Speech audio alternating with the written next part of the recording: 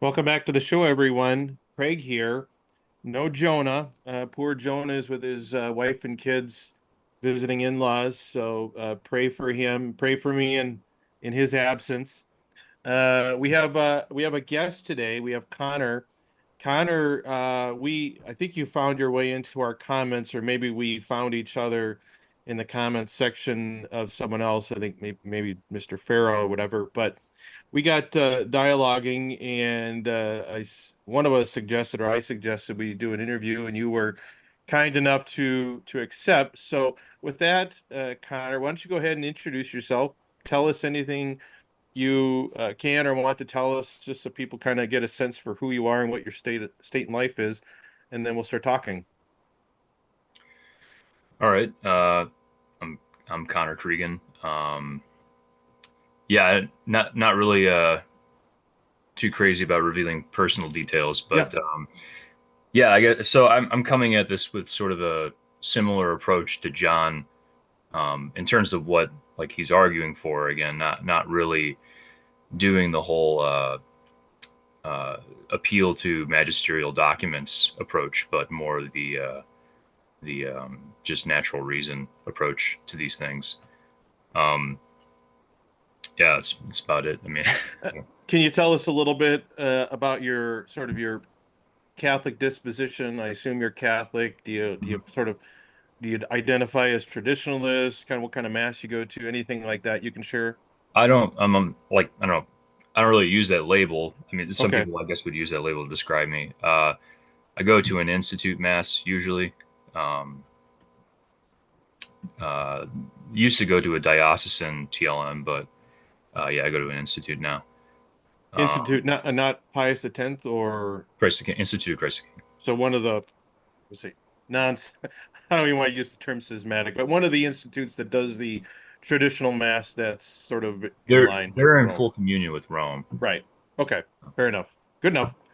How long have you been going to that kind of mass?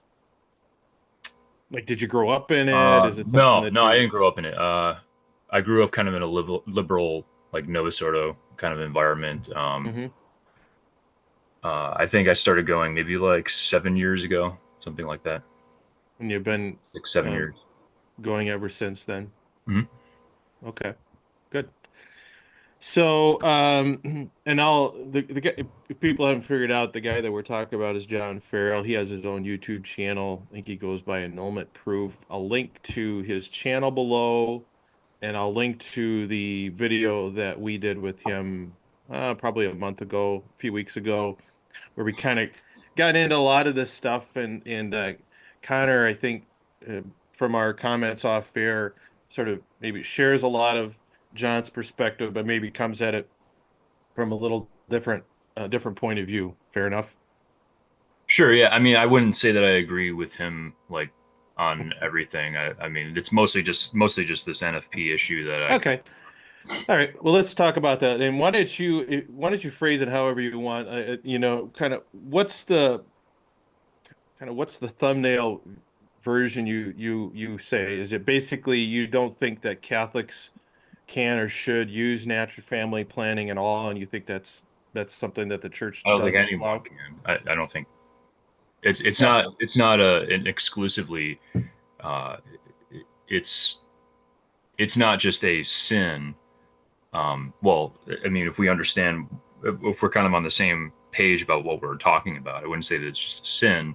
It's immoral activity. Um, Right. I mean, I'm not saying it's only sinful for Catholics, but I think Catholics are the only ones that really care about this very much, and it's a Catholic audience. So I yeah. don't mean to be exclusive, but simply to say your position is that a good Catholic should not be using natural family planning, basically. Um, Again, well, in one sense, correct, but again, Okay. the term, the big issue is what is the term denoting? Um, because you try to like talk about this with people, and they go, "Well, I used NFP to conceive a child," and so Okay. like I see. there's already a problem with terminology. Uh, NFP itself is like this colloquial kind of term, so it's like, um, you have to distinguish like what the particular end is for, like there's no problem with having an awareness of fertility. There's nothing intrinsically wrong with that. Um, whether or not it's prudent to develop fertility awareness or to what extent, I mean, again, it's a question of prudence. It's not like there's something intrinsically wrong with that. Um, I would say that it's kind of imprudent generally to maybe like obsess over it, or like I don't, like some people kind of tend to do, but again, it's not an intrinsically immoral thing. Um, the the sin occurs when, and again, it's all about like action. A lot of this revolves around like what you consider to be an action. An action, I would say, is a purpose-driven behavior. It's a purpose-guided behavior. It requires volition and an end, right? So an action, like people think of that word act in a colloquial sense, and maybe they think like, oh, here's the act of me like taking a sip of coffee, or here's the act of me like waving my hand around, and they think like act in a, I guess like very common parlance sort of sense, where it's just like something that it's like almost instantaneous or something like that. Mhm. But an act, I think, strictly speaking, it doesn't have a time window, so there's no minimum or maximum for an action to occur. So attending school, this I used the same example the other day when I was talking with John. Attending school is an act. Like, so it's a the end is to get your 4 year degree, right? You go there for 4 years. That's a single act. It's composed of other smaller acts, you could say, or acts Sure. that have a smaller time interval, right? Yeah. But Acts still, or nonetheless, inaction. Like it could, yeah, like you could be like, you know, saying no to certain things so that you have time to studying. Like inaction may, in essence, be an act as part of the process of whatever you're trying to accomplish, right? I mean, I think that, like metaphysically speaking, inaction is a nonsense term. I don't think that there's such a thing as inaction. Like everything that you would describe as inaction is cognizable as an action. Sure. You could talk about like refraining or abstaining, but those are themselves actions, right? They're defined in terms of their absence of doing something, but itself like requires activity. Like there's no absence of ongoing activity as you abstain from some particular Okay. activity, if that makes All right. sense. I get it. I think I understand what you're saying. So, okay. So coming back then to, and let's do this. Maybe this will help the conversation. Mhm. Of course, there's a variety of types of natural family planning under that. There used to be sort of the old calendar rhythm method, Right. all the way to what, me and my quote unquote elderly wife and I use, which is the Marquette method, which has got ovulation testers and all that. Much more science driven, less symptom driven. And there's sort of a whole formula about when you stay away from each other and all that. So there's probably a whole spectrum in between. But generally speaking, um, I'm not at least talking about natural family planning or fertility awareness for purposes of trying to achieve pregnancy. But I guess Right. before I make that distinction, are you generally don't have a problem with people making use of fertility awareness to try and improve their chances of conceiving as opposed to trying I would to prevent I would conception? say there's nothing intrinsically immoral with that. But there could be under certain circumstances. Um, I guess like the issue is it's a matter of prudence. So like you're developing, you kind of had to take that in the context of other things. I mean, are you in the process like developing? I mean, I wouldn't, it's not something I would like classify as like mortally sinful or something like that. So it's I- it's Is your not, sorry. is your concern that if people become too aware of their fertility and let's say use it initially for purposes of achieving pregnancy, that that information could then later be misused to space children? Is that sort of the Correct, concern that you're developing? correct, or like you're developing a sort of attitude, um, where you have some obligation to have some particular number of children or something like that. So it's more so the mentality that kind of gets developed in the process of doing that. Um, which is why, again, I say it's a matter of prudence. It's not like, um, there's nothing intrinsically wrong with doing it. You're not contracepting by doing that. Yeah, and you mentioned about that. I think you said like there's no duty to procreate or something like that, and John and I have gone back and forth on that because I find that to be such an odd, I don't know, odd, I'm going to use the word odd. It's odd to me. Maybe it's not odd, but odd juxtaposition between the idea that there's no duty to procreate on the one hand, and yet uh, spacing children through fertility awareness, whatever is wrong. Like my experience, and I'm going to pick on the trads a little bit here because I'm a former trad, and a lot of my people I know are trads. I think it's very common for trads to really kind of have very large families and really to just be like, not just have as many children as God gives them, but I think in Mhm. some ways try to have as many kids as they have, as they can have. And there seems to be this sense that having a large family, having a bunch of kids is, if not officially a moral duty, is sort of an expectation as Catholics, especially as traditional Catholics. Is that something that you see? And since you're still part of those communities, I haven't been part of a traditional Latin Mass community for probably 15, 20 years, so maybe it's changed. Yeah, yeah, more or less. I mean, I would say, yeah, it is sometimes an expectation, and I think it's just due to confusion about like what is a duty, um, and what is not a duty. Yeah. But yeah, I mean, I would say there's no duty to have some particular number of children. Like there's no duty to even have children, right? There is only you're only obliged to be open to life in your conjugal acts.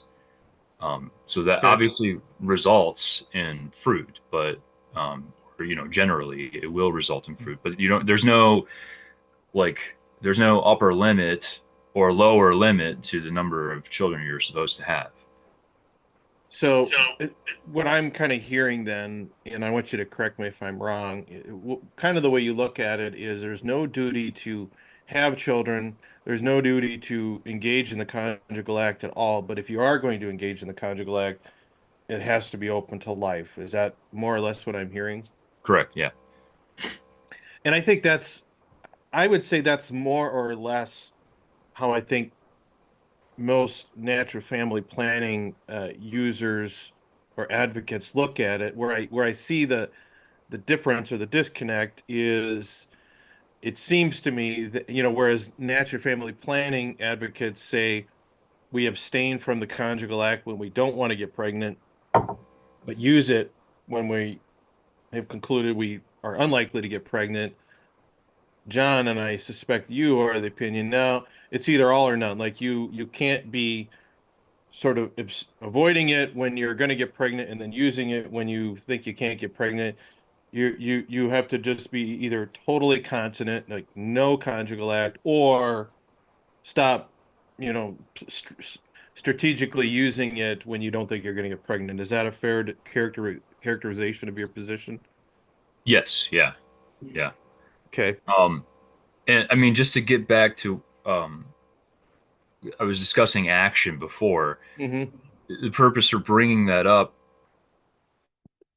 is to I mean, because I think you have probably asked the question a few times in common exchanges, like when does the sin Yeah. occur?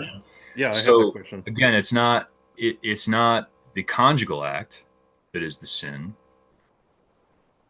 For instance, if you okay, so if you're using a more conventional kind of contraception, like a barrier method, Yeah. it's not your conjugal act that is the sin. It is the contraception that is the sin. It is the fact that you are frustrating it, Hmm. right? So it is the frustration of the primary end of the conjugal Hmm. act, not undergoing the, whatever constitutes it, Well, right? let's talk about that So, specific example, and let's well, talk about a barrier. really quick. Yeah. So I just want to say, so it's not the conjugal act, and it's not abstaining. This is kind of a confusion that some people make in this conversation. They think like, oh, you're saying marital abstinence is sinful. No, it's not. It's not the abstinence, and it's not the conjugal act. It's if you take the entire action as a whole, from the whole kind of planning stage to the culmination, right? That is where the sin is occurring. I mean, or even you could just say the sin begins with the planning stage, where you are flipping the natural ends of the conjugal act.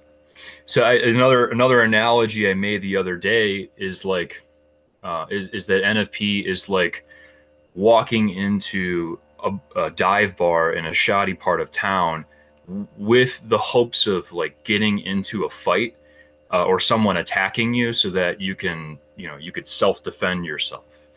Um, Hmm. self-defend yourself. That's okay. So you could defend yourself. So there's nothing wrong with defending yourself. There's nothing wrong with going to the dive bar, right? It's you're going to the dive bar with this manifest intention of having to defend yourself, right? Rather than the self-defense arising organically as a sort of need, as a sort of unnecessary or unfortunate, I should say, unfortunate fact, rather than you know rather than that, you're approaching it basically with bloodthirst. That makes sense. So let me approach it this way then, and sort of follow up on that. Um, setting it without really getting into a fight about the merits of your approach, which I don't think I think I would disagree with. But on a more practical level, it seems to me that the approach you're taking, where we're not looking at a distinct act or inact, where we're looking at this total package, creates a nearly impossible situation for someone to evaluate, okay, at what point have I done something that requires me to go to confession? Because, like for something to be, and I think if I'm understanding you correctly, you would say that to use NFP in this way would be not just a venial sin, but a grievous sin, and if it's done with knowledge and consent, a mortal sin, right? Yeah. Yeah. So, so I think this one of the practical questions I have, and this is kind of why I've asked this, is when does the sin occur? Because I don't know if you've ever had to learn NFP or used it. I've learned it and been using it more or less for most of my adult life. And you know, let's look at it this way. Like if a couple just starts talking and they say, "What do you think? Do we want to have a baby now or not? Do we, you can the conversation starts that way.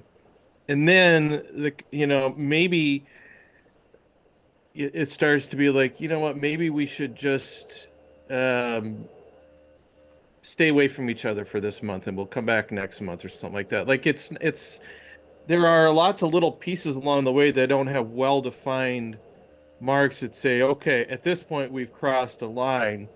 Mhm. I think on a practical level, I think it would be nearly impossible for someone to form their conscience and examine their conscience in a way that says, okay, we've talked about this enough or planned enough that let's say we've signed up for NFP classes now, maybe that's when the sin occurs. I think at a practical level, assuming your theory is all right, I think it's almost impossible to follow that. And maybe that's not your problem. Maybe you say, well, that's why you just don't mess with it at all. But I think I think I think at a bare minimum, we need to be able to help people understand, okay, if your position is right, at what point have they gone too far and they now need to go to confession? If it's anything short of, okay, we are now engaging in the conjugal act after having used NFP to help us determine when to abstain and when to engage in it.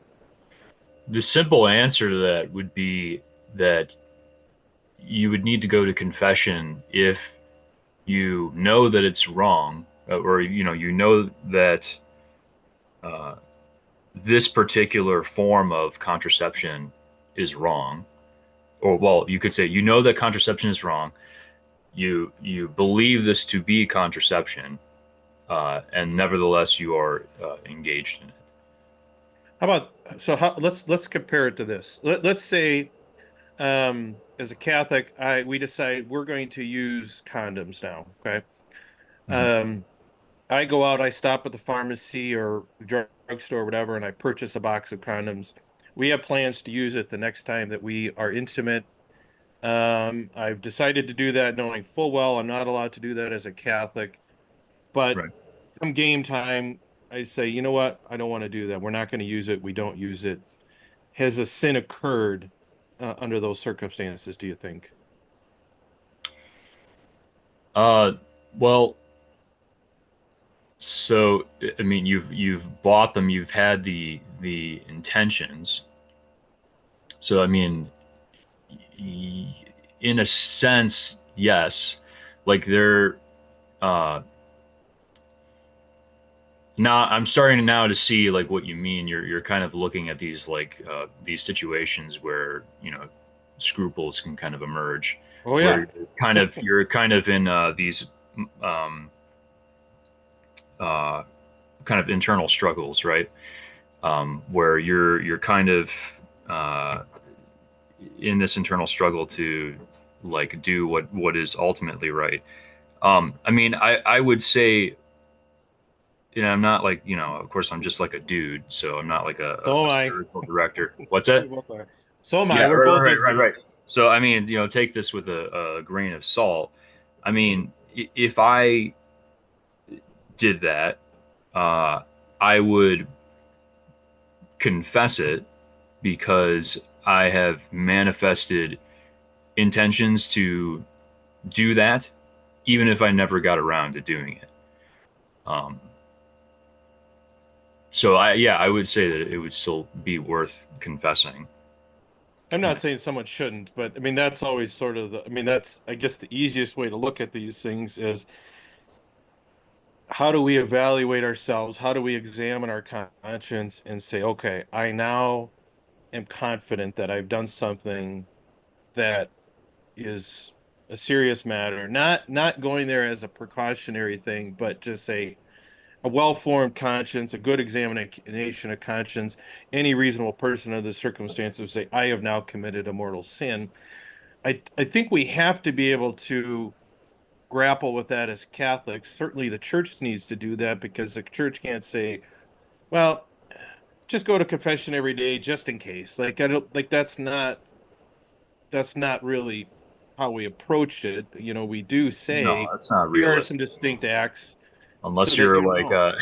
yeah, I mean, that's not really realistic unless you're like, I don't know, a housewife or something. you know, Yeah. So that's kind of why I ask it. And maybe it's a silly example, but that's why I really struggle with just if we just accept your proposition that using NFP in the way that I'm talking about is sinful. I do think we need to at least be able to evaluate in an objective way at what point the sin occurs because people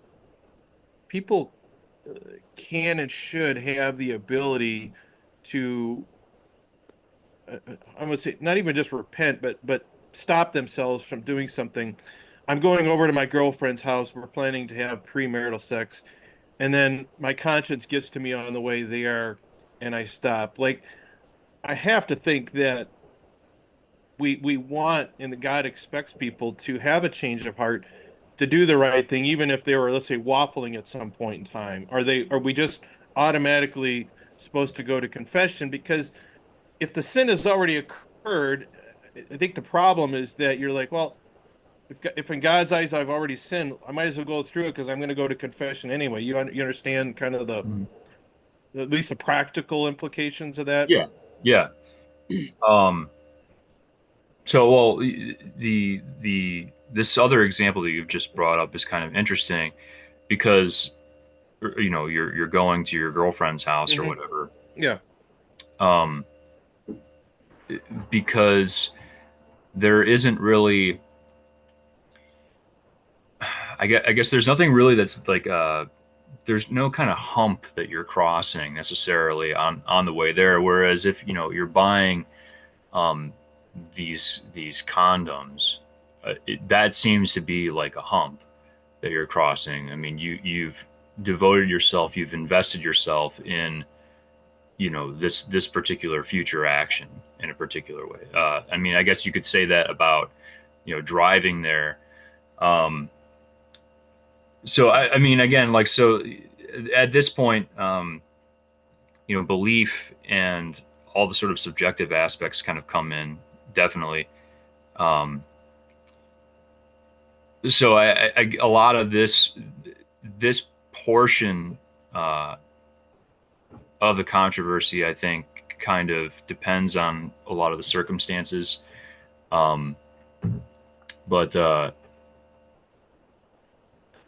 like generally, like so, you have law, and then you have like the Hmm. pastoral application of the law, and that's kind of like you kind of need both. You can't really just scrap the law. You can't just say, well, no, it's not, it's not sinful. You have to, uh, and again, it's forming that knowledge too. So, I mean, if there's no knowledge that it's occurring, I think that a large number of people, and then like, I should even say, I don't think NFP is. I mean, some people make this case that it's like this is why there's so few small families or whatever, which is I think is false. I think it's because people are just using more conventional forms of contraception. I don't think it has anything to do with NFP. Most people don't use NFP. Most of us Um, don't have the self-restraint. So if we're using NFP, we've got a number of kids. that's kind of what I don't understand about it too, because like it just seems like it's actually even easier to do total abstinence. There's that old I think saying. it is. Yeah, I don't necessarily disagree with you there. yeah, I mean, there's the old saying that perfect or what is it? Total abstinence is easier than perfect moderation or whatever. Um, I can't exactly remember where that comes Yeah. from, but Well, I mean I mean that's been the case in my own life in several respects. I mean, I used to have problems with substances. I'll just say that, but yeah, mhm. and like just Yeah. completely cutting it out of my life entirely was a lot easier. Cutting out all the people that I would do that stuff with entirely was Hmm. a lot easier than like trying to, moderate it or whatever. Yeah, this is something, and I very much agree with you here, and this is something that Jonah and I have talked about. Like I mean, I was a pretty good boy up until I got married. I won't get into, let's say, how I behaved engaged, but really until I started dating my wife and was very close to getting married. Mm, I mean, I followed all the rules, and I wouldn't say it was easy. It was far easier to be to be purposefully celibate. yeah, to be celibate, I guess, for lack of a better word, before I had, Yeah. been involved in an intimate relationship than after. It's sort of like it's much easier to be a non-smoker than to be someone that smokes a cigarette a day or takes a sip of alcohol a day. Hmm. And this is why I think not to pick on celibacy, but I don't think if you are a celibate priest, because they'll say, well, hey, I've gone 20 years without sex. Certainly you can go 2 weeks. It's a different, it's a different thing. You're I putting think that it thing. also kind of depends. I mean, because there's different levels of risk involved in being, involuntary celibacy. Like, for instance, if a priest is um, like a conventionally attractive, sexually attractive man, I mean, his I guess his words have probably more weight in this respect than if he's, not so conventionally attractive. Um, uh, because it requires, it requires resistance, it requires effort actually to be. well, yeah. Although I think realistically, it's like it's the same reason why we tell people not to cohabitate before they're married, even if their plan is to not share a bed and engage in Yeah. a conjugal thing. We say there is it's a near occasion of sin is always the and I don't disagree with this. Like if you live with your fiance in the same house, and even if you have separate bedrooms, there's something about being in the same house. Maybe you catch a glimpse of them coming in and out of the shower, whatever the case may be. Yeah. Saying no to yourself and each other is much more difficult if you're sharing a house with them than if Mhm. you live on the opposite sides of town. Doesn't mean things can't happen, but uh, and so that is why I think being a married person with someone that you have an intimate relationship at least some of the time is a very different situation than someone that's celibate and even if they're imperfect about it, knows, look, there's no circumstances where I'm going to be intimate with someone or whatever, right? I'm not sharing a house with a beautiful woman or anything. Yeah. Yeah. I don't know if there's a question baked into that, or um, Well, yeah, I mean, I guess I do want to emphasize that I think when people struggle with these things and when these conversations invariably involve the clergy, which they should, I do think that a celibate person is speaking from a place of not having sufficient experience to understand why married men, for example, or married women, even if you leave NFP out, mhm. struggle with continence, or struggle with solo and stuff like that. Like it's a just a total different can of worms. I had much less problem, you know, following the rules, so to speak, when I was a single, non-married person than when I am a married person. And I think that's true for pretty much every man I've talked to. I'm not saying it's universal, but I think it's a very common thing. Yeah. Well, I get that. I mean, I've heard that kind of criticism. I mean, I don't know how many times before, but um, one, like, it's not the case that every single person that has volunteered to be celibate has never had any kind of sexual encounter before. Sure. I think they have a especially hard road. I mean, I think they have a hard road. Although the further you get out from that, I think the easier it maybe is. I don't know. Sure, yeah. I, Um, so I mean, that's one thing. I mean, hmm there's that kind of knowledge that you can have, um, and then there's also the deposit. I mean, it's these things. I mean, the speculation uh, that occurs about these particular issues, I think, can happen whether or not you have um, direct empirical evidence or experience of these kinds of relations, um, because they are so well attested in not only classical sources of moral theology, but even just in literature, in just colloquial speech about these sorts of things. So that, I mean, I get the, like, you know who are these people to be moralizing about this kind of argument? But again, it's like, well, then how, in some sense, like, who are we to be moralizing about uh, how they do things? It like, there is a problem of clericalism for sure. That is a thing, and that is kind of an issue when priests are treated as these like walking experts on every particular topic that can, uh, you know, never be wrong about anything. Um, but it is a huge responsibility to have, and so to kind of, um, I guess I would say that there's a similar issue in this respect where people are kind of like, uh, people are assuming that they know what it's like to live that life as a whole, right? Not just in some particular phase, even, but just as a whole, and to have that kind of risk and responsibility. Um, And I'm not I'm suggesting not their opinion suggesting their is opinion is invalid or anything invalid or like that. anything like that. Man, I'm getting Man, I'm getting feedback. Are you feedback. getting? Are you getting? No. Are you? Is it on my end? I can grab some headphones really quick. Yeah, it just Yeah, started it just coming started back on coming your back on end. your end. I'm gonna I'm gonna pause and pause. um.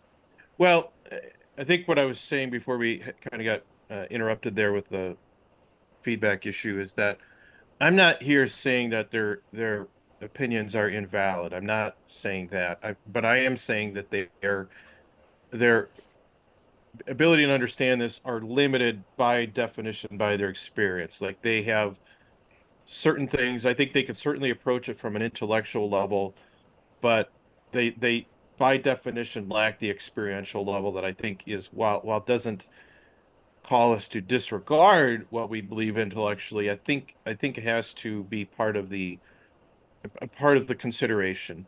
So that I think that's one thing. I think second of all, you kind of alluded to this is I know what it's like to be celibate. I mean, I was celibate for the first 20 some years of my life, including, let's see, ages 16 through, I don't know how old was it. I got married, 24, 23, something like that. And I remember what that was like, and I know what it's like to be married. No celibate, unless they've been married before, knows what it's like to be married.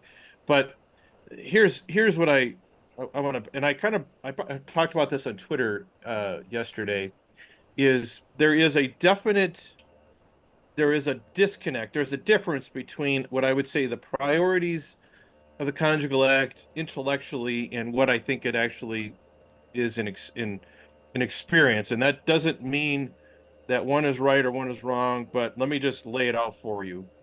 Let's say intellectually, theologically, procreation is at the top of the list, or at least it shares the top of the list, depending on whether you accept the notion that unity is also an end of marriage. But if we Right. accept your and sort of John, let's put procreation at the top of the list as an end of the conjugal act theologically, and let's say if we include unity as a either an equal or a secondary end, and then sort of third, more of the base sexual release, calming your concupiscence type thing. St. Paul kind of talks about that, and I think the church has always recognized that it is a hedge against concupiscence, but more of that base biological enjoyment, release, whatever you want to call it. So those are sort of the three pieces intellectually that are part of it. And then, but when you get into marriage, even a good, let's say, traditional Catholic marriage, those are completely flipped. Um, because even if you have as many kids as you have, you're by definition going to have procreative conjugal intimacy no more than once every 9 months or so, and there's a postpartum period. So, but the sort of the value of the conjugal act for purposes of quelling the sexual urge, sexual release, that kind of stuff is far more frequent because most of us have a carnal need for that pretty regularly. Let's say every few days, week, whatever the case may be. unity is still important, but I think for most people, especially men, that it's in the middle, and then procreation is still something that even if we want to have as many kids as possible, we're not very frequently using the conjugal act for procreation, right? So that it's like they're completely inverse to each other.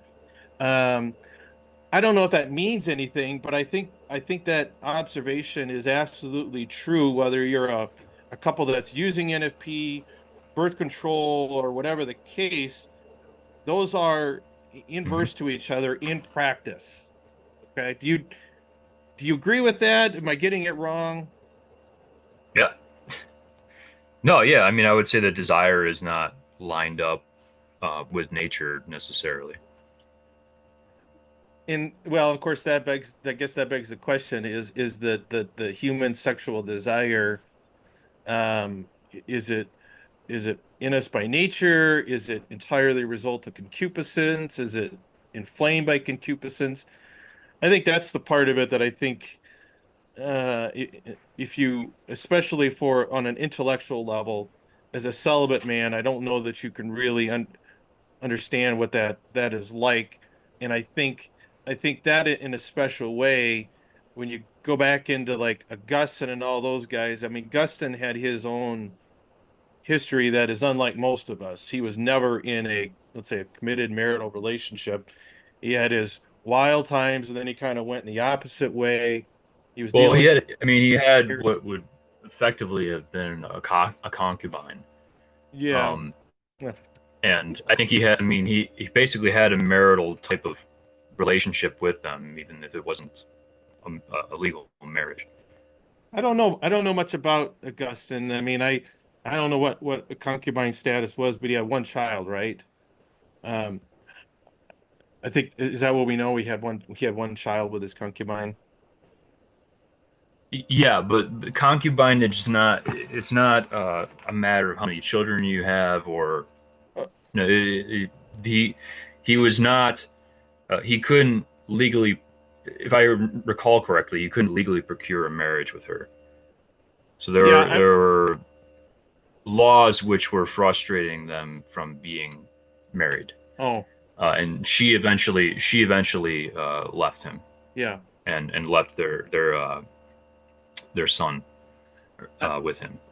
I'm anything but an expert on what that meant back then, but I have to imagine that they were not living in as married people the way that we do if he only had one kid back then. Like that just they were doing things, or it was intermittent, or whatever the case may be. Like I don't think we can realistically look at Augustine's time with his concubine as being reflective at all of what a Catholic marriage would look like.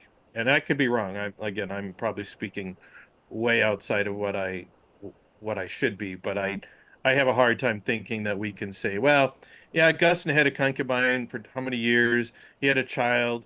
He knows exactly what it's like to be in a sacramental, committed relationship that's open to life. I don't think that's a fair assumption to make, in my opinion.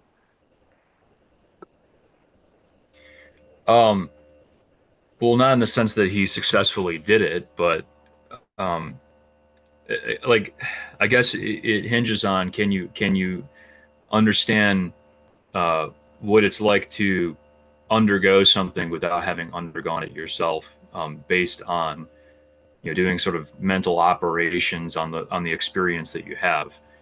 Um,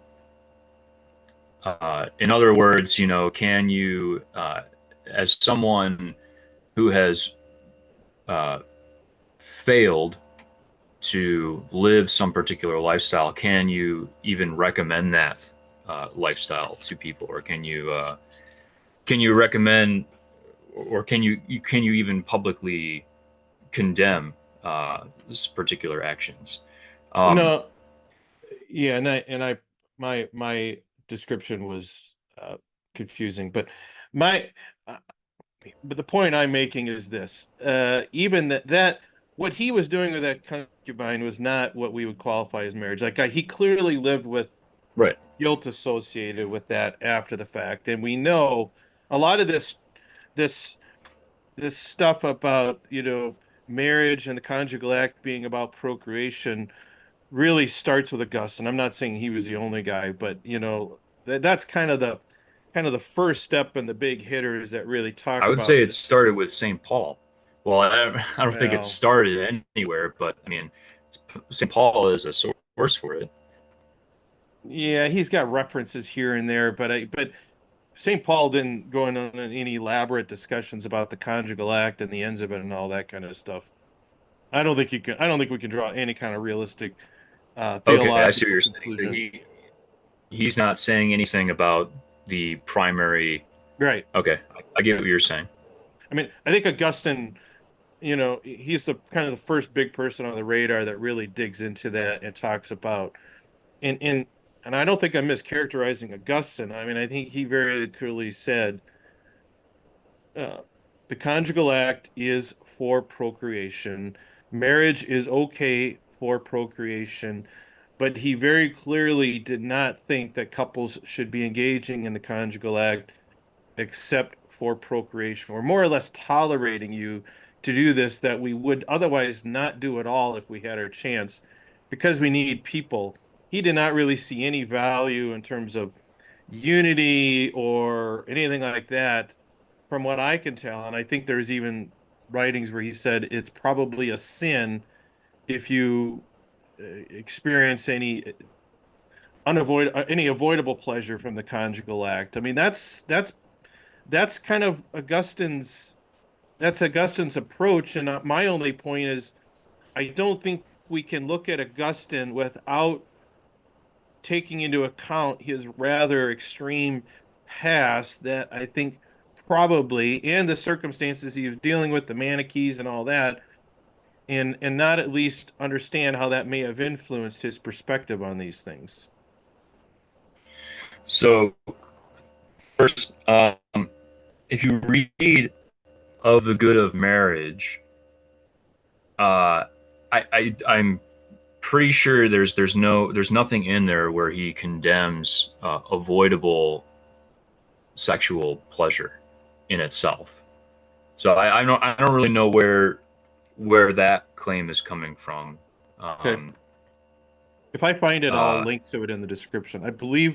I'm certain I read sure. that. I just don't have it at my fingertips right now. But Okay. anyway, Yeah. I mean, yeah, I would. So I mean, I wouldn't concede to him having said that, but um, the other thing is like I don't. Perhaps Augustine is the most influential um, in the West, in particular, for reasons pertaining to the preponderance of the Latin language, um, the availability of his texts, his magnum opus, City of God, and the kind of a influence that had on subsequent theology and historiography, um, and so on and so on. So I would say that he is certainly the most um, influential in this respect, in this particular respect, because of his reputation in general. But I don't think that this view of sexuality begins with him. He um, I think I tried to find that paper that I referenced, and I couldn't find it. I thought I had it on my hard drive somewhere. Maybe I'll try to dig it up again later. But Augustine is somewhat unique among other patristic sources in that he is really the only guy that is speculating about the possibility of prelapsarian conjugal relations, um, or conjugal relations in before the fall. Am I breaking up? By the way, sorry, I didn't mean your to. audio is pretty good, but your video is, so it's not really. Okay, all right, okay, yeah, because it's like kind of laggy on my end.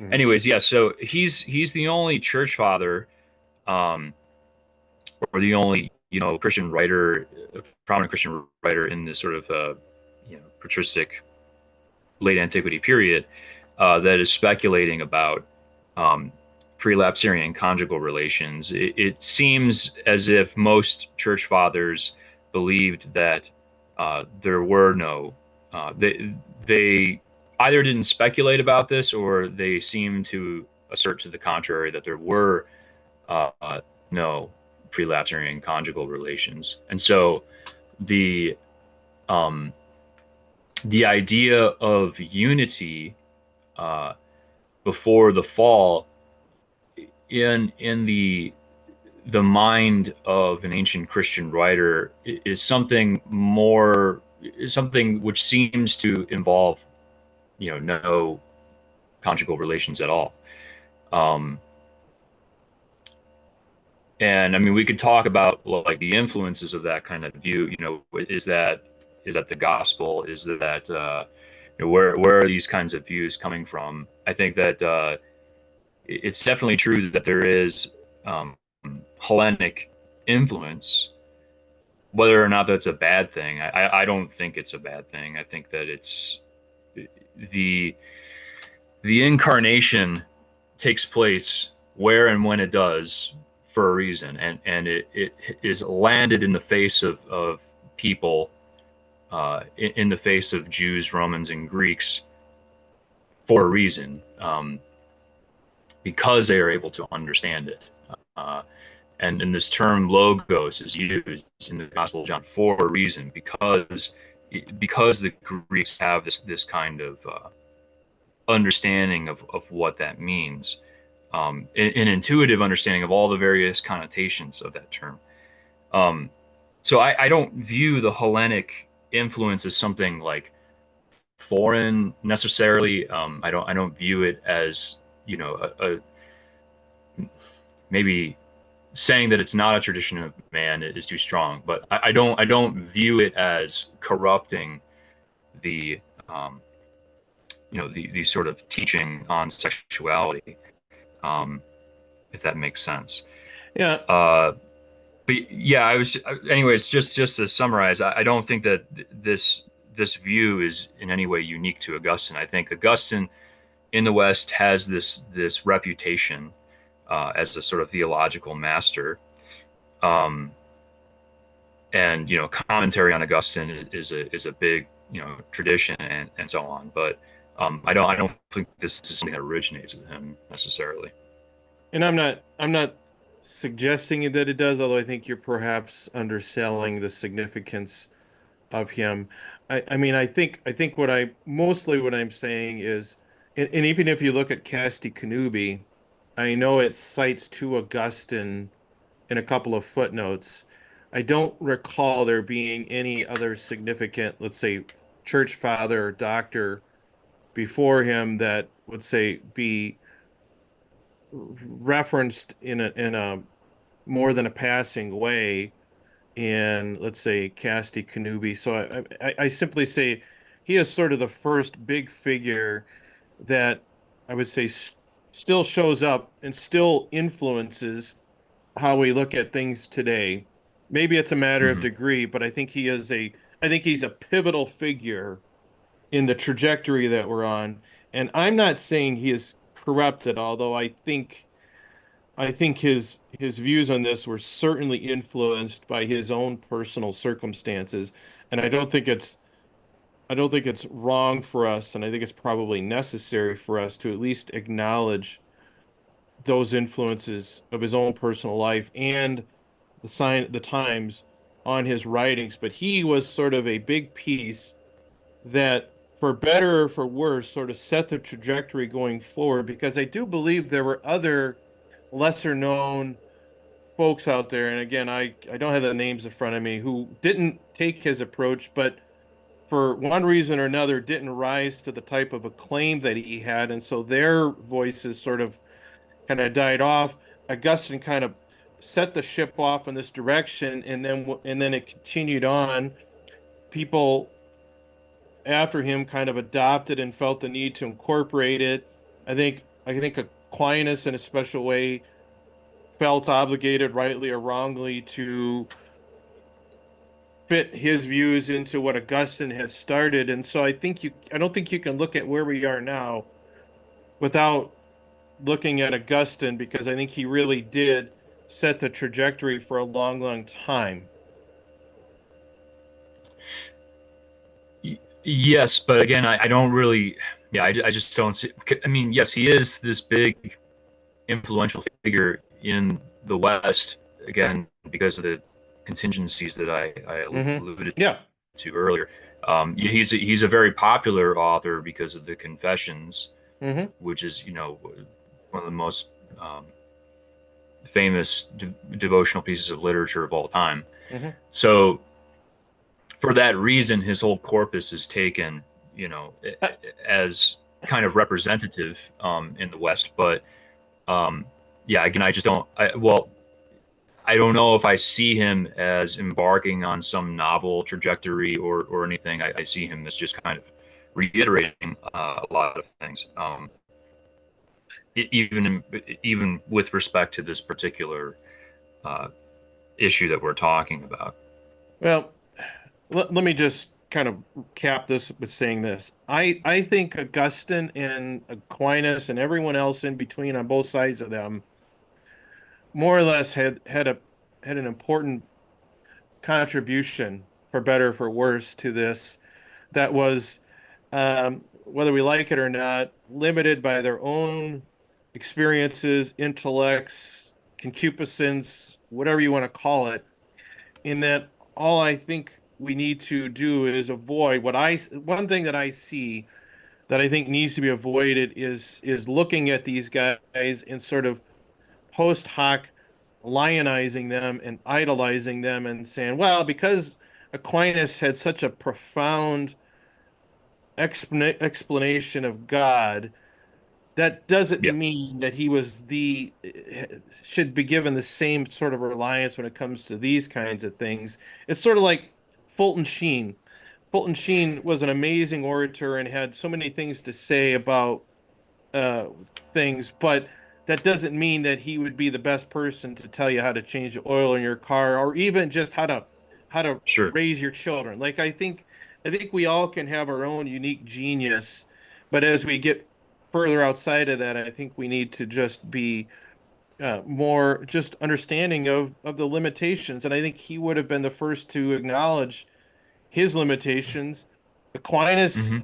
and so I think I think we should give due consideration to what Augustine said, Aquinas said, but I think the problem is there's this tendency to say, well, by the time of Casti Connubii or wherever, Council of Trent, we kind of had it figured out, and we should not be, for example, taking into account the writings of John Paul II and the theology of the body.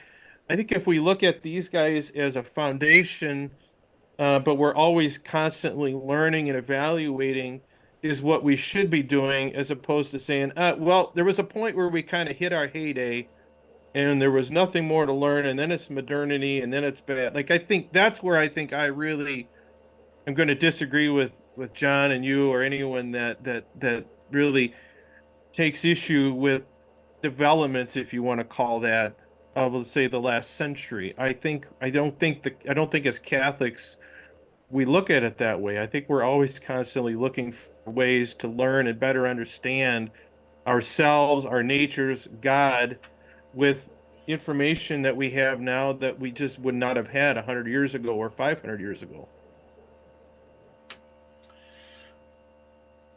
Okay, so well, one, I mean, Augustine's views. I guess I would just say again, like, well, yes, we do need to give kind of due consideration. We should probably have good reasons for disagreeing with Augustine or Aquinas Why? if we do so. And I mean, I think there are, there Aquinas kind of takes delayed ensoulment as a given. I don't think that he produces any argument for it, but he um, reiterates that as the embryology of the time. Um, so there are good reasons for disagreeing with him on that. hmm Uh, I don't think that there are good reasons for disagreeing because it's not just them. Ensoulment is also like kind of a controversy throughout Christian history. It's not something that um, a consensus was really developed, early on. Um, so, or at least as much as a solid certain consensus was developed early on. I think that these particular th this particular issue about the ordered ends of conjugal acts, I think that is there's much of more of a consensus there. Um, and I mean, if you want me to dig up some patristic quotes, I can do that. But I actually have to kind of run to the bathroom really quick. I hope you don't mind if I Let's pause take it like and then three yeah, minutes. let's pause it. Okay, sorry about that. We had a little brief delay, technical issue. Um, so one of the things that I wanted to talk about, we were just discussing kind of like Augustine isn't the only one, I think is what you're saying, that there's lots of folks before and after him that were more or less saying the same thing. And I'm not here to disagree with you, although I think we should at least acknowledge the fact that if a lot of people were saying the same thing after Augustine, maybe it was because Augustine said it. But let me make this point. It's often said, more in the opposite scenario, like there's the point is made. 96% of Catholics do not accept the church's teaching on birth control and are using it anyway. Whatever the stat is, it's high. And the response that I often hear, and I don't necessarily disagree with this, is that, well, it doesn't matter how many people believe it or not. The truth is what the truth is, whether one person or all the people believe it. And I think that's more or less accurate. What would you say then, to those who say, well, it doesn't matter if Augustine was the only voice or everyone was saying the same thing? We don't necessarily, that doesn't mean that he was right. What is the truth? So let's kind of let's go into that. Let's say, okay, why do you think Augustine and anyone else that said the same things, why should we accept what they say is true, that procreation is the primary end of the conjugal act, however you want to characterize it? Okay. Yeah, I mean, I would say from the standpoint of natural teleology, um, the it is the primary end, uh, in the sense that when it is not frustrated, it is the natural uh, fruit of this. So if you take the act to its culmination, and again, procreation, um, we should be kind of clear about what that even means.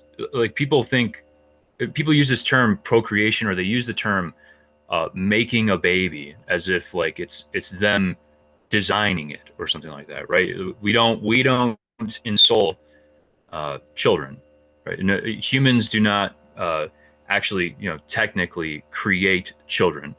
To procreate, procreation is a term uh, which, contraception, contraconception, pro toward creation. So you're making actions which are toward uh, facilitating the conditions of new life, um, of new individual life. So when you do this in an unfrustrated way, uh, that is sort of the ordinary result. There are other impediments, but these impediments do not arise um, through intentions, or anything consciously added to impede the natural consequence.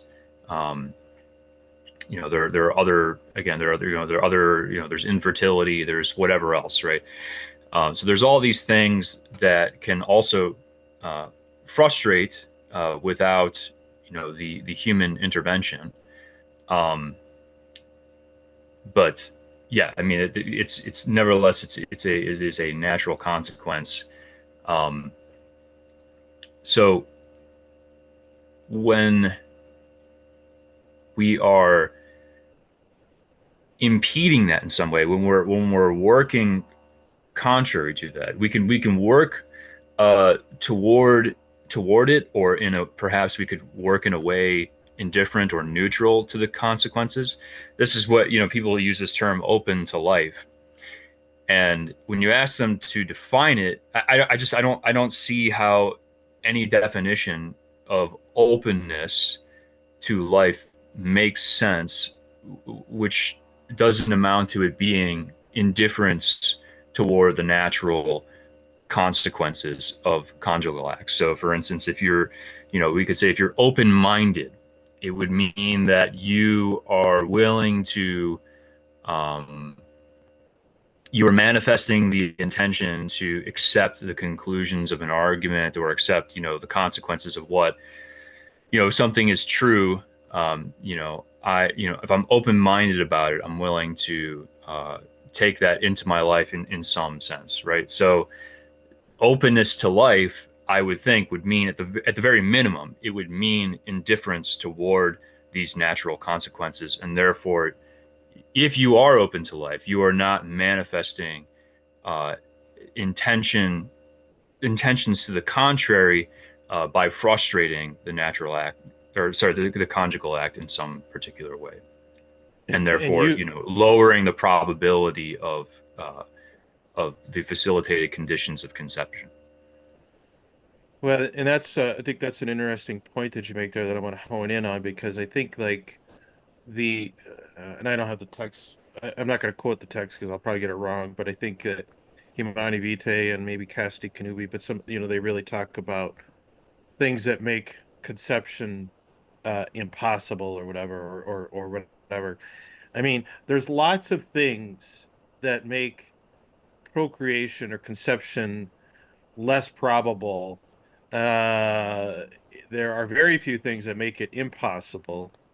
The best Right. sort of contraception devices have a quote unquote failure rate. And so when I think, I don't think that the quote unquote lowering the probability of conception is necessarily correct and consistent with church teaching. Moreover, I think that is an absolute Pandora's box of scrupulosity that I don't think maybe people have taken into account. So, but Well, I mean, there are ways that you can accidentally lower it. It's not about what you are, what is, it's not about probability being lowered incidentally through particular actions. It's, again, action is purpose-driven behavior. So if you're doing something to lower that probability, as you know enjoy the conjugal act, that is what I would say is contraception. Mhm. Well, during the act, not necessarily before or after the act. Is that what you're saying? Well, in the culmination of the act, you could say. See, But here's here. well, I mean, again, like, of course, I don't know how euphemistic we have to be here, but when during, the male, the ejaculation is not the only way to get sperm to meet the egg. So, um, What are the other ways? culmination just,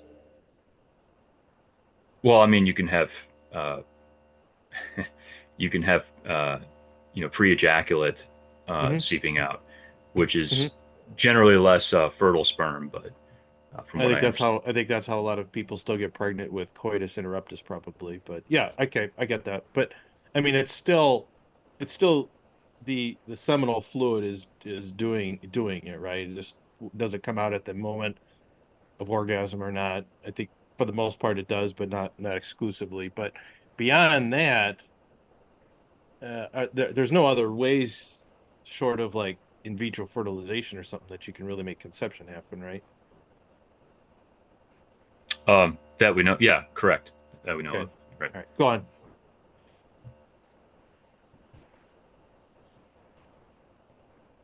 Well, okay. So here's the because you say that, and I'm tracking with you that if you're doing things as part of the actual conjugal act. The easiest one to understand is if the husband or man puts on a condom and directly tries to impede, maybe not eliminate entirely, but greatly impede the capacity for confession or for conception. I think everyone understands that's contraception. Like, I don't think anyone really disagrees with that. Right. Um, but a couple, for example, that's using natural family planning, when they engage in the conjugal act, is not using that. They're doing the act the same way anyone else does it. Um, unless you really are scrupulous and you want to get into positions and all that kind of stuff. Uh, Right. So um, two things. So one, to understand what contraception is, we can't use denotative uh, or extensional definitions, right? We can't draw a circle and put a number of different things inside that circle and say that's what contraception is. We have to define an essence, so that sure. way we can, say that this or that thing is contraception, right? Hmm. So yeah, I'm saying contraception is works uh, toward impeding or frustrating the primary end of the conjugal act. So the that's number one in terms of, like, people understand that a condom is contraception, right? But they're using this sort of colloquial definition of contraception. I mean, people will even just call it contraception, right? So that, or they will, use this class term or this universal term to denote a particular thing. Um, I don't know, the language, like with the term NFP, the language thing is kind of a trip. It kind of gets people doing sloppy sort of thinking about this. But the second thing, again, it's not the conjugal act that is the sin, right? Like, even if you're using a condom, it's not the conjugal act that is the sinful aspect of the action, of the total action. It is that you are trying to frustrate the natural ends of that action. So again, like, you're using NFP, um, by which is meant that you're developing um, a strategy. You're manifesting the intentions, contraceptive intentions, by developing a strategy to only engage in conjugal acts during the infertility window. Whatever that is determined to be. So if you take the action as a whole, like I alluded to earlier, actions do not have any particular time window. They could be 2 seconds, or they can take place over 2 seconds or 2 years, or 2 centuries, potentially. Right? There's no necessary time window on a particular action. So the the it's not the conjugal relations that is the sin, right? It is the manifesting the intention, the contraceptive intention through these So, through these acts of planning. okay. Well, let me make sure I've got you correct on this, because I think I went through this with John, but in, do I have you correct that you don't, however, believe that couples, once they are pregnant, must refrain from the conjugal act? You're okay if they continue doing that even while pregnant? Yeah, because you're not doing anything to frustrate the act, unless you got pregnant with the intention of, oh well, now I can have a bunch of no consequence sex during pregnancy, right? That would be the exception, but Oh my. So aside from that, so so if a couple makes a baby so that they can be specifically in, with the intention of, like, we're gonna get all of our, we're gonna yeah, we're gonna have a lot of fun for 9 months. yeah, You think essentially, yeah, that would be morally illicit? correct, yeah. Man, there's no limit to the amount of ways we can be scrupulous as Catholics. I find that Right. fascinating. Again, well, again, I'm not I mean to the pick on you, but I scrupulosity. just Well, like, you have to. I get the scrupulosity issue. Again, I would kind of point to the whole knowledge problem. Um, I think you need to kind of give your due diligence to forming correct judgments about this, and make sure you're not like just, I don't know, having all this scrupulosity about it. If you're having scrupulosity, you should be consulting other people about the issue and getting feedback rather than just like, sitting there troubled and whatever. But um, But I think scrupulosity is unavoidable given sort of the more vague or broad definition that you're giving contraception. But let me pivot to this example. So let me ask you this. It used to be before we had NFP, so to speak, before we had mucus testing, temperatures, ovulation tests, it was, I would say, I don't know, it was common, but it was understood that some people use the calendar method. They knew that procreation was more likely during, let's say, the middle 2 weeks of a cycle and less likely on the front and the back end. And so they would more or less avoid those middle 2 weeks, still get pregnant a lot of the time because it's not very exact. Do you believe that the calendar method, just sort of that loose, eh, we're not gonna like try and identify ovulation, but we're going to just focus our attention on the first and last weeks of the cycle. In your mind, that's immoral. That's too much strategizing going on, and you would consider that contraception? um, yeah, I mean, again, like essentially, it is contraceptive to do these works uh, against the primary end. Um, that this is why, like, I alluded to earlier, like it's probably just better to kind of not mess with this stuff in general. Um, I mean, if you want to, there are other reasons why you might want to specifically plan for the fertility window, I suppose, What do you mean? because there are hormonal factors, you could say, that kind of come into play during that specific time. Not necessarily like you're trying to, not the exclusive intention to facilitate the conditions of conception, but there are also kind of hormonal factors, you could say, that make that sort of period, uh, I don't know, more more of a natural good, more enjoyable. Um, but I mean, generally speaking, I think uh, it's probably safer just to kind of not mess with this stuff in general. I mean, that is just an opinion. It's, of course, a lot of this stuff is dependent on people's particular circumstances, and it's not really. There's a reason why this stuff is not really discussed publicly, because you kind of have to, if you want to give advice to someone, some particular person, about this particular issue, you uh, kind of have to get them as a whole, understand everything that's kind of going on with them, um, and so on. And that's not necessarily something you would want to do in a public forum. Why? It seems like be very helpful information. Um, because it involves like exposing details about a person's life, I would say, that are not necessarily everyone's business. It's not. Um, there is an aspect of marriage that is everyone's business, right? Marriage is legally public.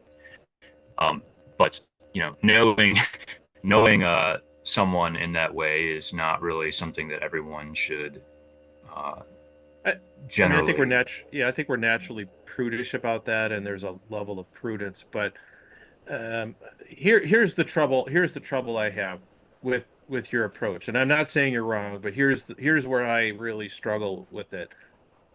If you were of the mind that, well, and first of all, maybe I want to come back to this because we started talking about procreation being a natural end of marriage, and then you kind of started saying it's the primary end of marriage. But I think we need to I need to talk about that distinction a little bit. But before we do, you know, it's like I would really quick. I would just say it's the primary natural end what of and why marriage. is that? Like why like it, are persuade me that Well, I should say it procreation is the is the primary. primary natural end of marriage. I think it is absolutely Right. an end of the conjugal act. I'm not disagreeing with that, but how it gets Yeah. elevated Well, to I should say primary is where I it is question. primary. Right. I sort of misspoke just there. I should have said that it is the primary natural end of the marital act. Marriage itself, the primary end of marriage is family. The primary natural end of marriage is family. The ordinary means of begetting family are through the marital act. Um, so I don't know if that kind of clears up the. Well, I think that's a I different issue, probably but misspoke earlier. But sorry. well, let's just assume for a moment that procreation is the primary natural end of the conjugal act, that it has this elevated status, somewhat to the exclusion of all others, or at least in order of importance. Let's assume that's true. I'm not conceding that it is, but let's assume for purposes of discussion that it is. I would I would be open to someone arguing that if they said you can engage in the conjugal act to get pregnant once once the primary natural end of conception of the conjugal act is no longer possible by nature. Example, pregnancy. There's a postpartum period, depending on how long you breastfeed. Um, uh, Menopause. Like there's all kinds of examples. Like there Yeah. are. If someone told me, Craig, because procreation is the primary natural end of of the conjugal act, and said, and also said you should not be using the conjugal act when pregnant, after menopause, all that.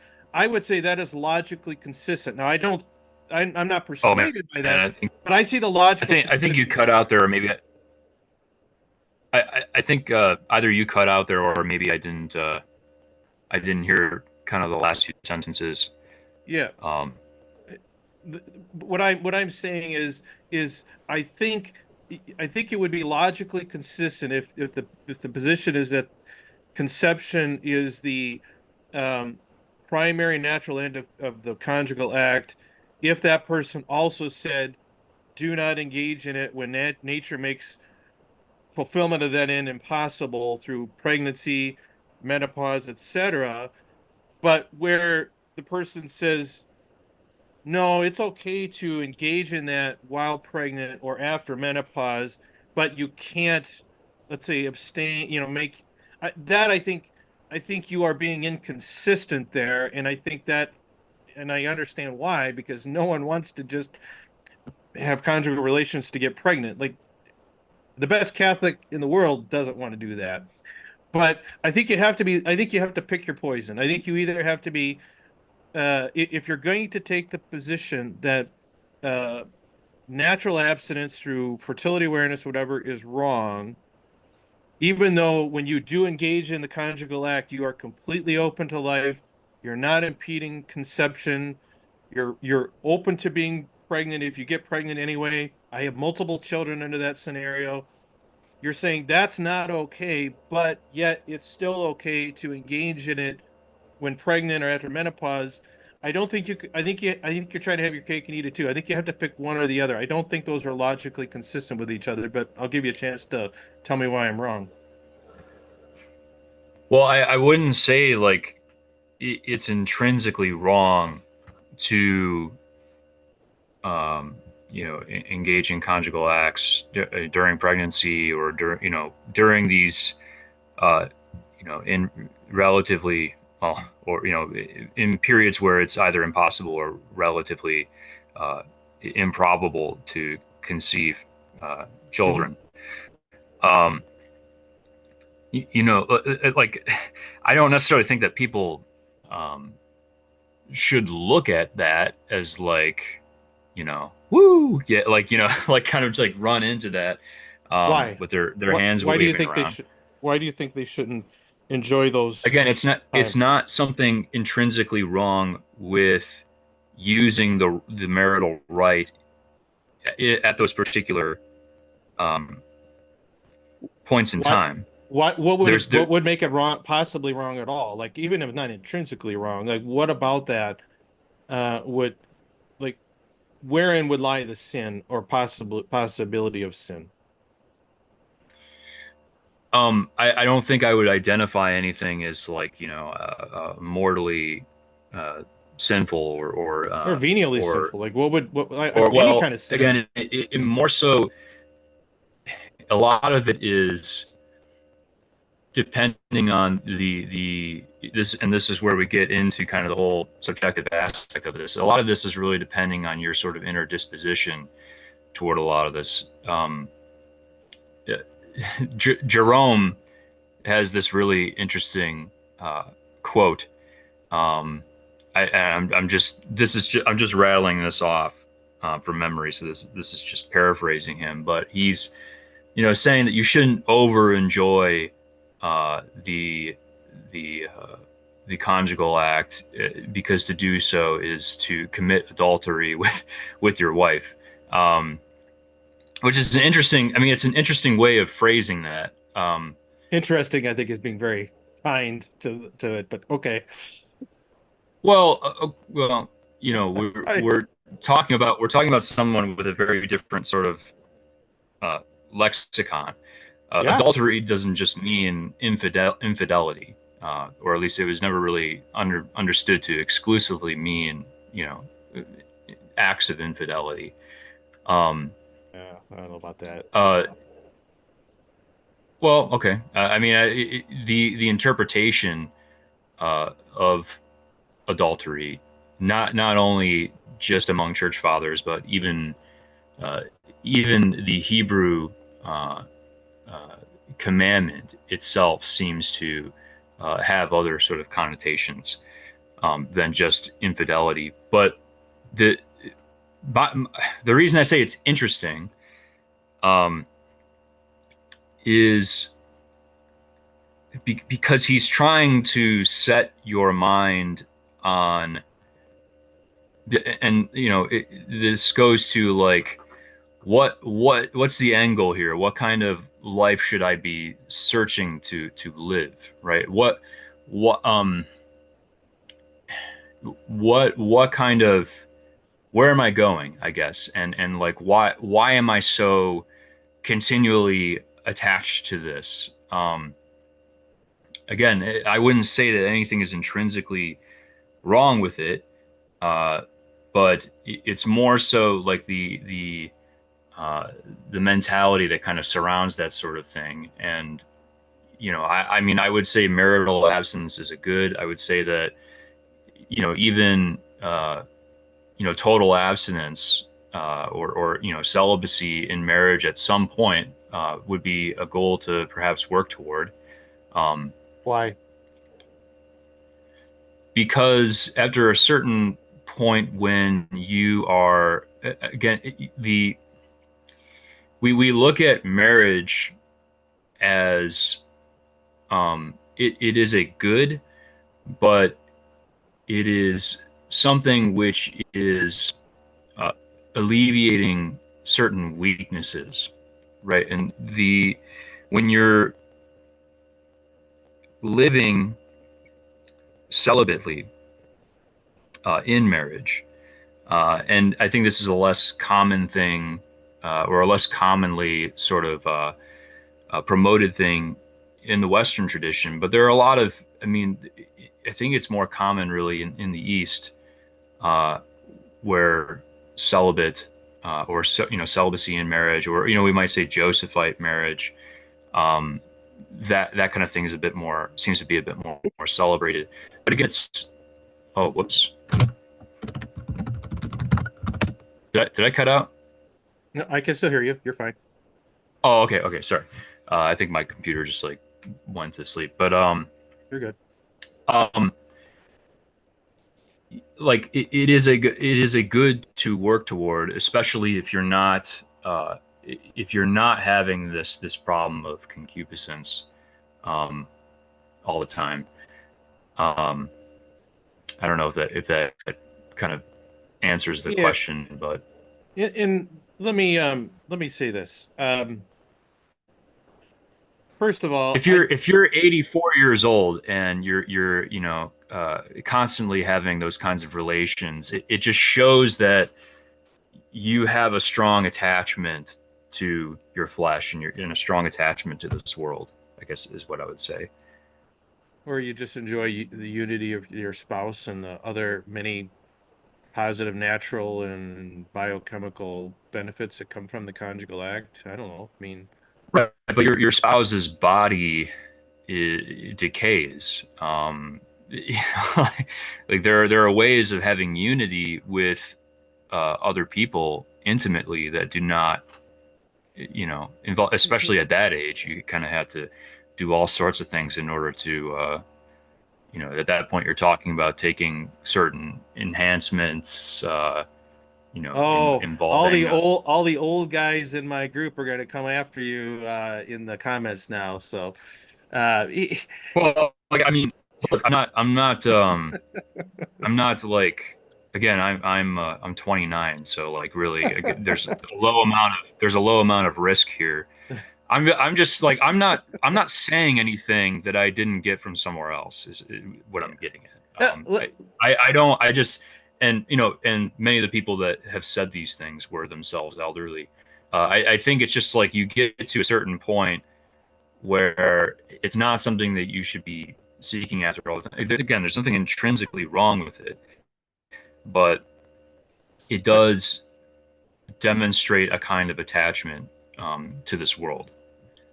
so, couple things. Number one, I don't disagree with you entirely. Like, I will say that in sort of going back to a point you made earlier, that I think complete continence in some ways is easier than NFP or periodic abstinence, periodic celibacy, whatever you want to call it. There is a what I do like about it as opposed to, let's say, contraception or something else that sort of makes it available to you all the time is there is a benefit. Absence makes the heart grow fonder, so to speak, when you can come back together. And I speak of someone who's, you know, over 2 weeks into NFP abstinence period, like um, when you can come back together, there is something powerful about it as opposed it can become somewhat pedestrian if you do it every day, I suppose. I don't know. I can't relate to that. But but here's the problem, I think, is I think what happens and what I hear from you is a blurring of concepts that I think a separation needs to be recognized. I'm not saying that it's not good to abstain sometimes, and I'm not even saying that there isn't some virtue that can be obtained either through periodic, indefinite, or permanent abstinence or celibacy. I think there can be that, um, and I think, but I think there's a very distinct difference between what I would say virtuous or heroic virtue that people can voluntarily take upon themselves. So let's say I'm going to deny myself this good that I enjoy to give more attention to God. I have no problem with that. Like, I have no problem with that. And I would encourage people to do that. The problem is that I think the Jeromes of the world or whatever, or the Augustines of the world are talking about it that way. And then the way it gets translated is we set this as the dividing line between sin and non-sin, as opposed to the dividing line between, let's say, uh, virtue and just let's say there's a we got sin below this line and then we got virtue above this line. I think there's this middle ground where it's neither sinful nor virtuous. You just are. You're not breaking any rules, but you're not necessarily growing in virtue. I think what happens is that those lines get moved, and we start saying that, Sure. well, it's now sinful if you are not um, going and doing these things that are virtuous. It's kind of like people fighting over what you should or shouldn't give up for Lent. People, some people are much more hardcore than others, and most of us probably could and should be doing more. But I think that's a discretionary issue. I don't think that's a moral issue as much as it I, gets treated. I think it gets treated as, I, oh, now you're sinning if you're not abstaining enough. I think that's the problem that I see. I think well, I mean, I wouldn't. I see what you're saying. I wouldn't go back on anything that I've said so far. I think nowadays to not live in sin, that sort of middle ground is very thin now. Like realistically, it's very thin because of the culture that we live in, and et cetera, et cetera. Um, so I think that you know, actually having virtue because of um, like however many factors, the amount of income tax we have to pay, the our denatured food, the price of denatured food, the price of good food, the huge amount of disinformation about just about anything. Um, there's all these there's all these uh, there's all these factors that I think make the sort of middle ground between virtue on one end and sin on the other much thinner than in previous times. Um, so I get what you're saying, but I think that it's just the fact of the matter that like now that middle ground is much thinner than it used to be. That may be true. Let me go back to one point you made, or at least I think there is I think there is this tendency to kind of nostalgialize. I don't know if that's a word or not, but like idolize how things used to be, Hmm. romanticize. Um, that and maybe some of it's warranted. I think a lot of it is not. I don't think there are many people that lived in the 1800s that would not jump at the chance to trade spots with us. That I think we romanticize things a great deal, and I think also this idea that, well, the proper approach to spacing children is complete continence, and I think there's this tendency to romanticize that as saying that's a good, that like they recommended that because it's some virtuous good, when I think in reality it was very practical. They did not have a way to avoid getting pregnant without that because you just did not have the knowledge of fertility. Like NFP, like you had the calendar method for a while, but it was very inaccurate.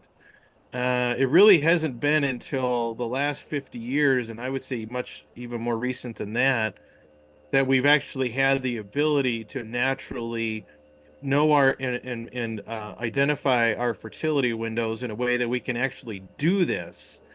Prior to that, you you either were getting pregnant or you were being completely continent. I don't think it was the product of some idea that it was virtuous, or maybe they said it was virtuous to make themselves feel better about the misery they were going through. But I think there's a romantic element to this that I think we need to take into account when we're constantly going back and saying, well, traditionally, this is what Jerome said, or this is what Augustine said.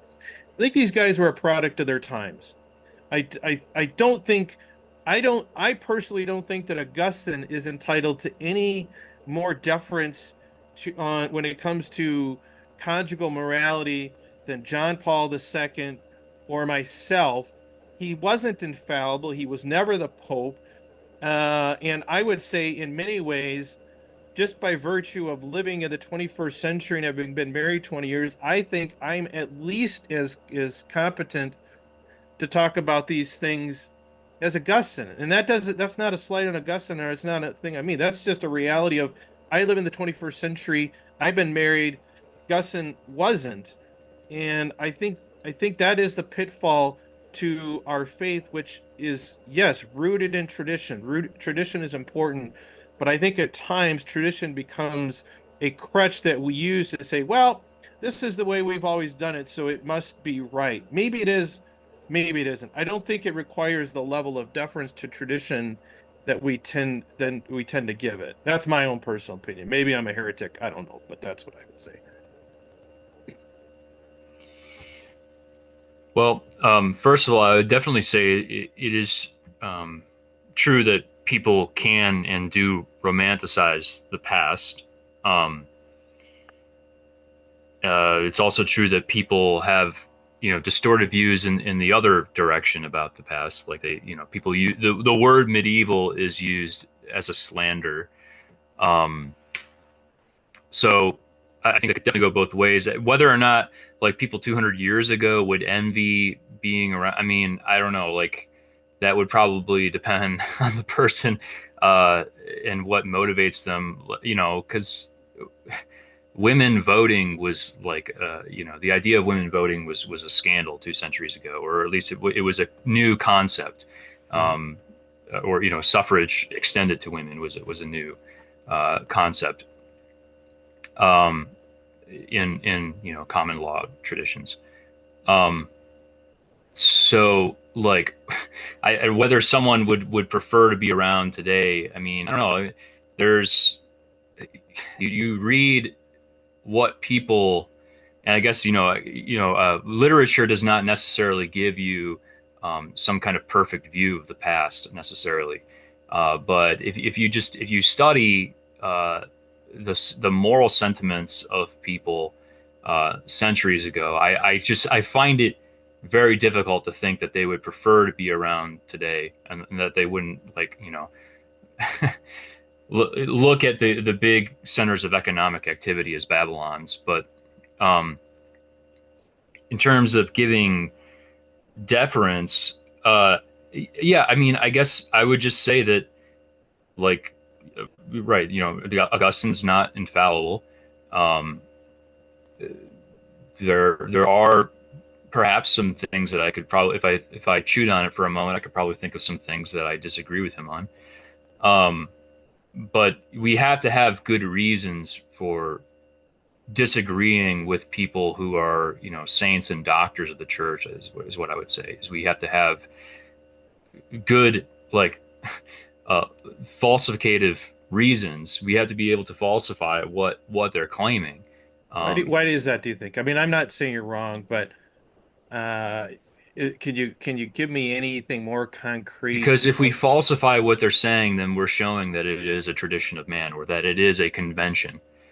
Um, and that it's not timeless wisdom. It's just something that they are repeating. Like I give the example of Aquinas and delayed ensoulment, or some people would point out, Aquinas denied the Immaculate Conception, which is, I think, now a debated thing, like as to what extent he actually did. But um, if we can falsify those things, then we can show that they are a matter of convention. Uh, whether or not that should be like, whether or not we should wait for some kind of falsification, I think is an interesting thing to consider. Um, but in terms of natural law, I mean, the tenor of the church tradition has been very consistent until the 20th century.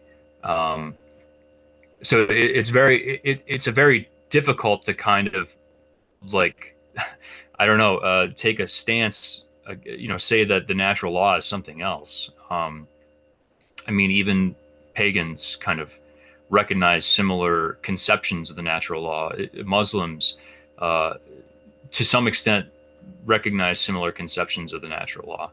Um, so that's, I mean, that's a big thing. Like, to say that no, actually all these people got the natural law wrong, and um, So to what extent? I mean,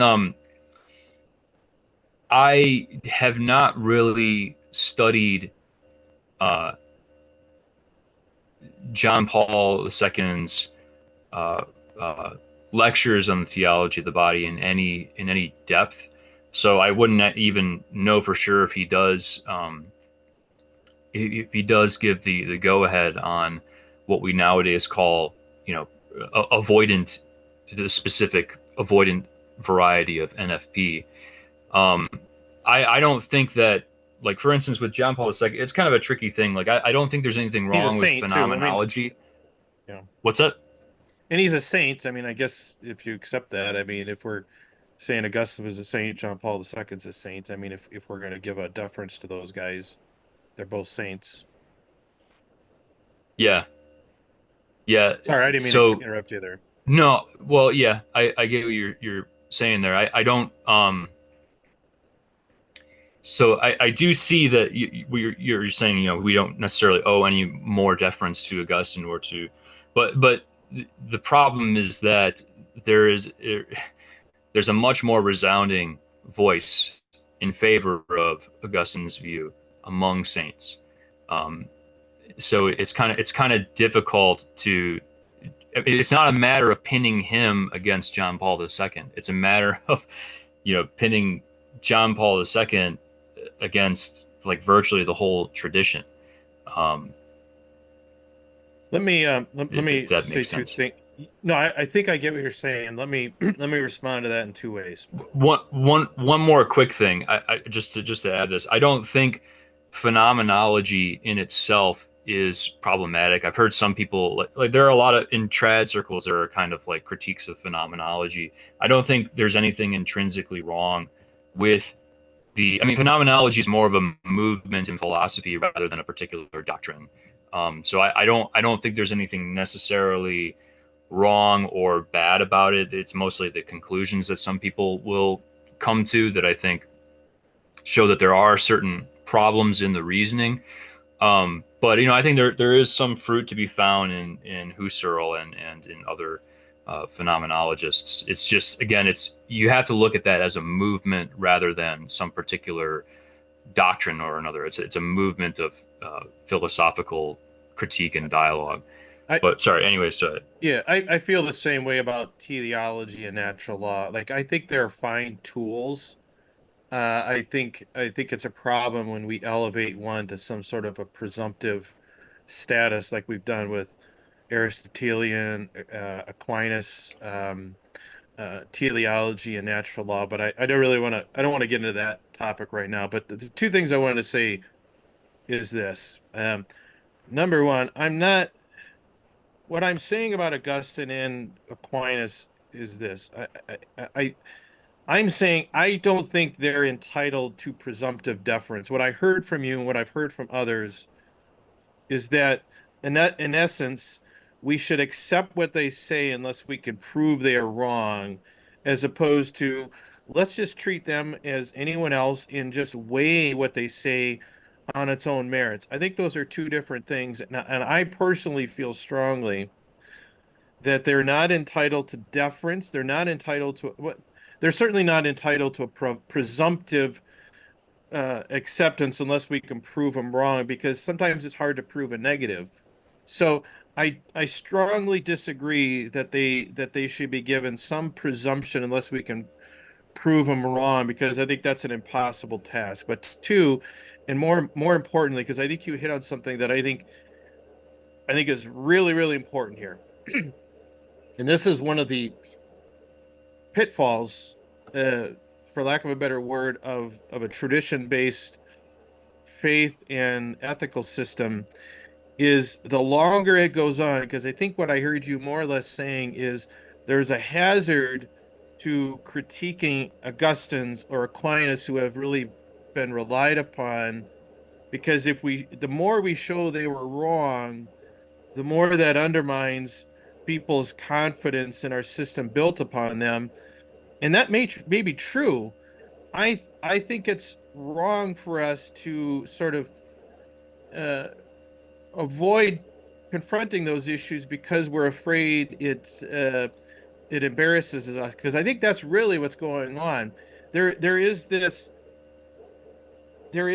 focus or emphasis given on being consistent more so than being right. That it is better to show consistency than it is to override past mistakes and recognize when they're wrong, or only do so when absolutely forced to do so, whether it's, Aquinas on ensoulment or the Immaculate Conception. Like, I think, I think that is a big problem we have as Catholics and as some who rely on tradition. That I think tradition is important. I think it gives us a grounding in reality, and it tempers our adoption of, let's say, modern ways of thinking or updated ways of thinking. I think it has a value, but I think it very quickly becomes something in and of itself that we shy, rather than recognizing we were wrong. We would rather just be continue to be wrong because it shows we're consistent, because we're afraid if people see too many instances where we got it wrong, that they'll stop trusting us. I think that's what's going on. That is the reality for us as Catholics, and that's why, unfortunately, so many people, Catholics, when they see these things, they bail, they go elsewhere. And I'm not even defending them, but I think it is a very foreseeable consequence of this circling the wagons on tradition for tradition's sake, rather than being willing to say, hey, uh, Augustine was great and he got some things right, but we understand now he got some things wrong, and let's update things to do that. That I think is a major problem, and it's one of the reasons why, for me personally, at least, I could no longer be a traditionalist. I couldn't identify as a traditionalist because I felt I was being required to, overlook too many things, and that's I think that's a common struggle. So anyway, I apologize. That was a long rant, but you hit on it, and I think it's true.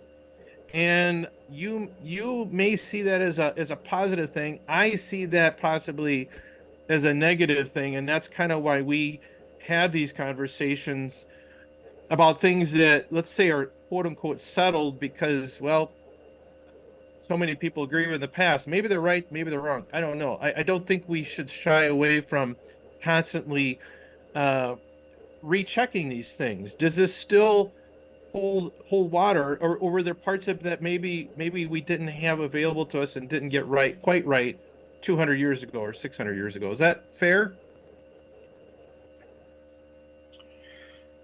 Yeah, I mean, I don't really take issue with. I mean, I take issue with the idea that Augustine is wrong in a totalistic sort of way on these particular issues, but I don't think that. Yeah, I mean, it's not tradition for its own sake. But do you see it becoming that some ways? I mean, do you see people sometimes slipping into that? We're gonna keep doing it this way because that's the way we've always done it, as opposed to we're gonna keep doing it because this is clearly the best way to do it. Am I the only one that sees that happening? I get what you're saying. I think there is kind of a strong overlap of the two, but yeah, I understand what you're saying, and I mean, I don't see any problem with, again, like it's just if you're realistically speaking, if you're going against something that's kind of time tested, you should probably have. I mean, even secularists, I think, understand that to some degree. There's a lot of people who really, from all sorts of different perspectives, find value in a figure like Nassim Nicholas Taleb, who gives you kind of has the perspective of an options trader, and someone who's saying that you should have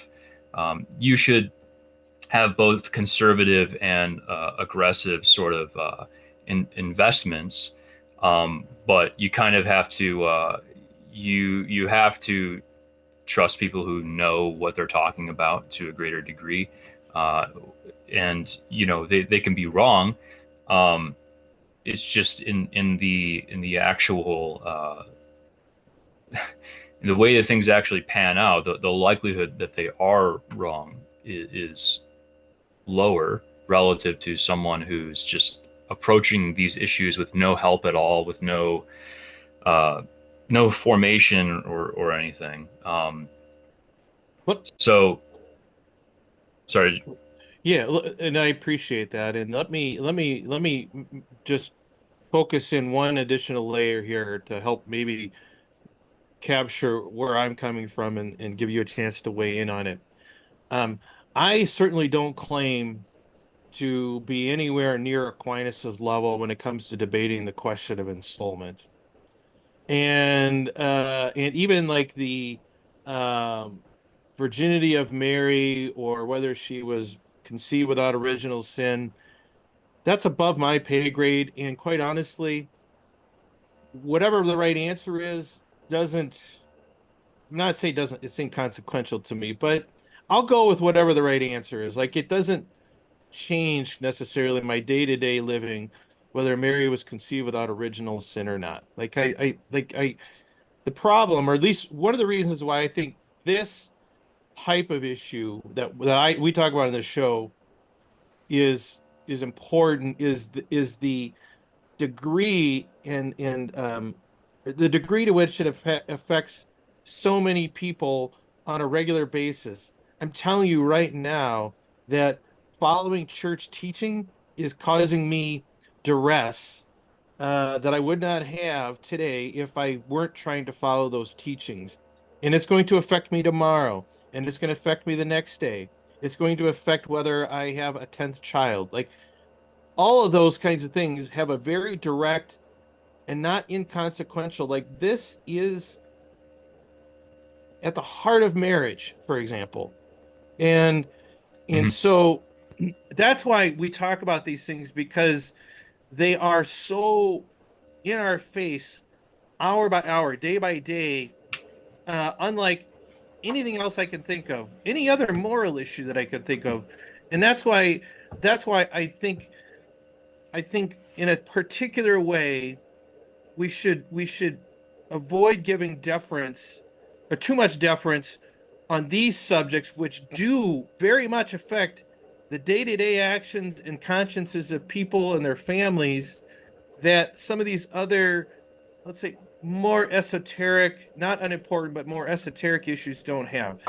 So to me, that's why, in a particular way, we should not just, well, it's too late now. We've been saying it this way for the last 1,200 years or whatever.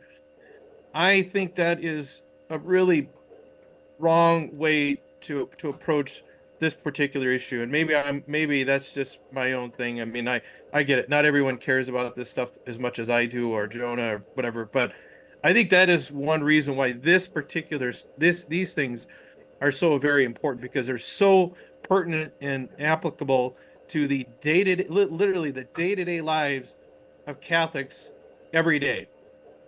Anyway, Yeah, I mean, yeah, I guess I understand that, but um, well, I don't know. I think it's not helpful just in general. It's not a good idea to be so single issue focused. Um, you're talking about scrupulosity. I think that is that is kind of the surest way to encounter scrupulosity is to be so single issue focused. Um, uh, I guess I don't really know what else to say. I mean, like, there are, I don't know. Like you talk to certain people about this, and it's almost commonsensical to them. You talk to other people about this, and it's abrasive to their ears. And there are other issues that touch upon the day to day life of people. I mean, like what's going on in the in other parts of the world. you know, there are not podcasts that, you know, discuss this particular problem or this sort of, you know, interrelated set of problems, uh, you know, for 200 plus episodes or whatever. I'm not trying to say that to take a dig at you or whatever, but it's just like, I think it's kind of curious that the sort of single issue aspect of this, right? And maybe that is something which is leading to the scrupulosity, where, you know, there are people who have it's difficult to take these sorts of complaints seriously when people are literally in a world where people are literally, you know, genocided. It's, you know, it's like it's kind of um, it's difficult to see that as is a defeasible argument of a sort, I guess. Um, I don't know. I That's fair, mean, and I no, I don't mean to cut you off. Go ahead. no, I mean that's really the only thought I had there. Yeah, and I get that, and I get why people that don't dwell on this as much as we do wonder like why the hell we spend so much time worrying about it. And I'm the last person. I am in no way trying to minimize the suffering of people in the world, but I will say this from the standpoint of the Catholic moral life of the moral life of the Catholic, let's say living in the United States.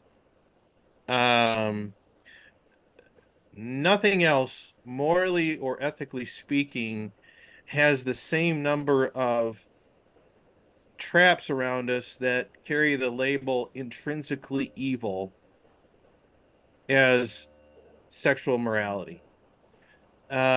Like even killing is not intrinsically evil. Murder is, but like war isn't intrinsically evil.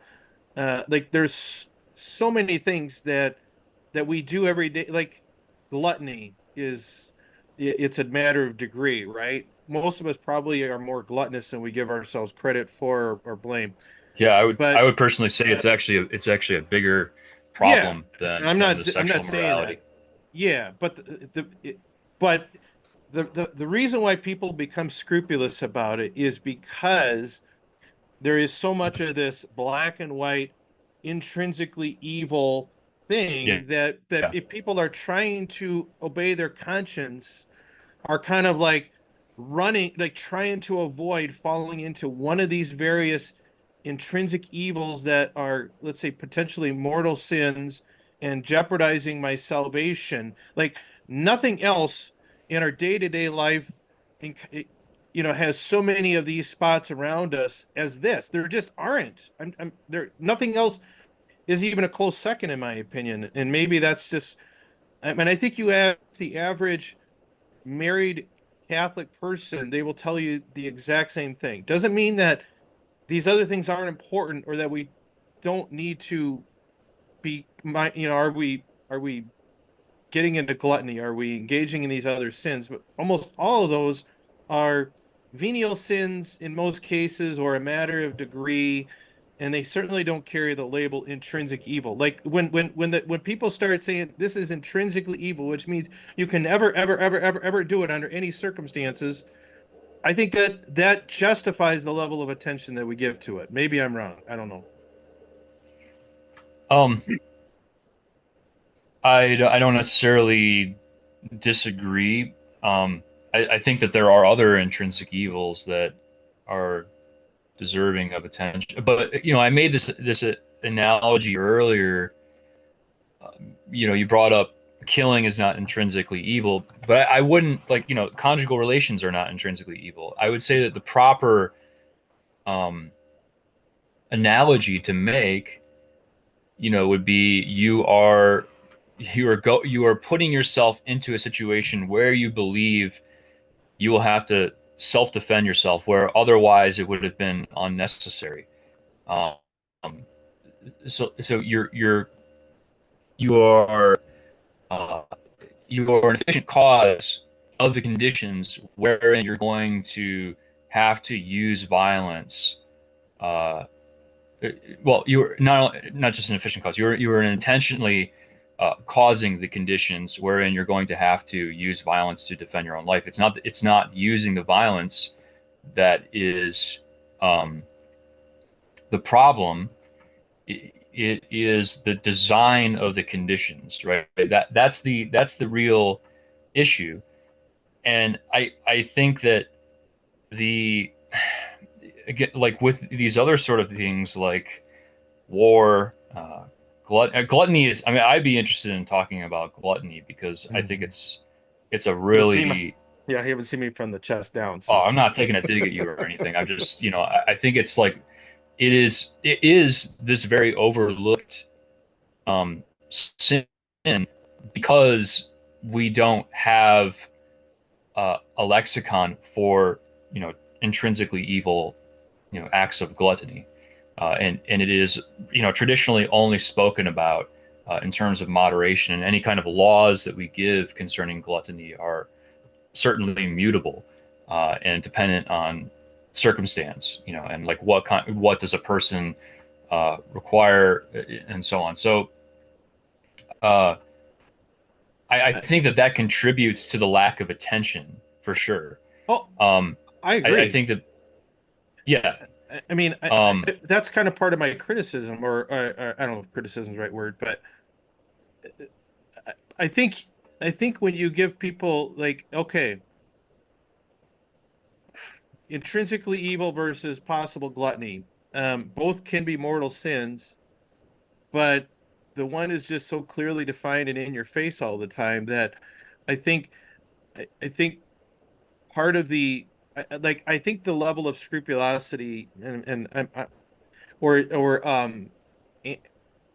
how much anal attention we give to this is because of all these labels of intrinsic evil that I think it forces us as Catholics to be giving so much attention to this that it by as a result, as a consequence, makes it there just isn't enough time left over. And that's not an excuse. That's an observation that between trying to like stay between the lines on this part of my life, going to a job, taking care of the 9 kids that I have because I'm trying to follow the rules.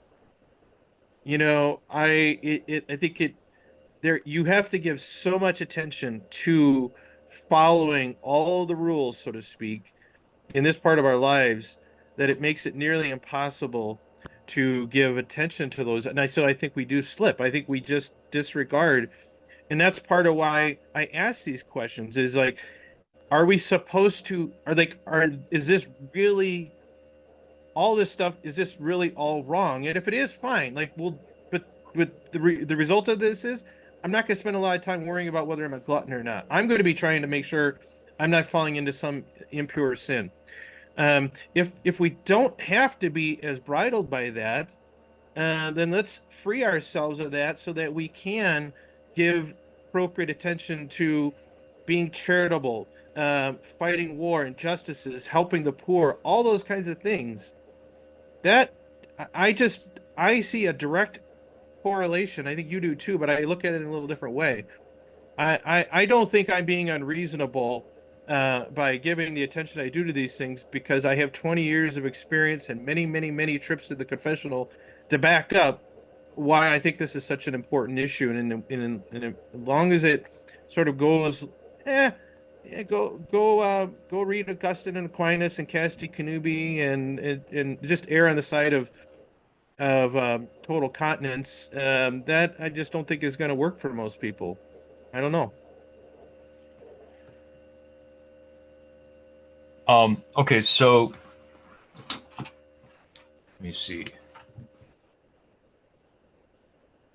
There was something that I wanted to say. I can't even remember what it was now. I, Sorry, I I'll guess let you like go. well, oh no, I remember now. Okay, so like the in my opinion, the bigger issue is the theoretical, and I think I brought this up. It's the theoretical acceptance of NFP. It's not like most people are just using conventional forms of contraception. Yeah, It's the thing is yeah. when you uh, give a little, people take a lot, right? That's the one thing, right? So it's The like slippery it's the slope. Yeah. theoretical. Sorry. Oh, yeah, yeah. So it's this theoretical aspect of it that I think is ultimately, like, if people, fear of God is the beginning of wisdom. If people recognize that that is the law, that the law is what it is just going to ambiently result in fewer people. I think will result in fewer people, uh, like, kind of getting so scrupulous and honing so much in on this particular issue. Um, the that's one. The second thing I was going to ask you: do you think that there is such a thing?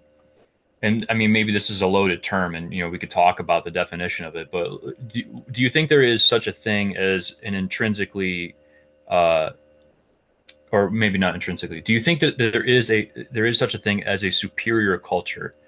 Um, I'm avoiding throwing in intrinsically there because we can talk about all the sort of say defining the essence of a culture. It's kind of a difficult thing, but do you think that, like, there might be, um, do you think there is such a thing as superior culture, superior institutions, superior norms, superior, et cetera, et cetera? Like, would you Natural say, or sort of supernatural. um, well, obviously supernatural would entail superiority. I'm saying natural, like conventions. Like, could we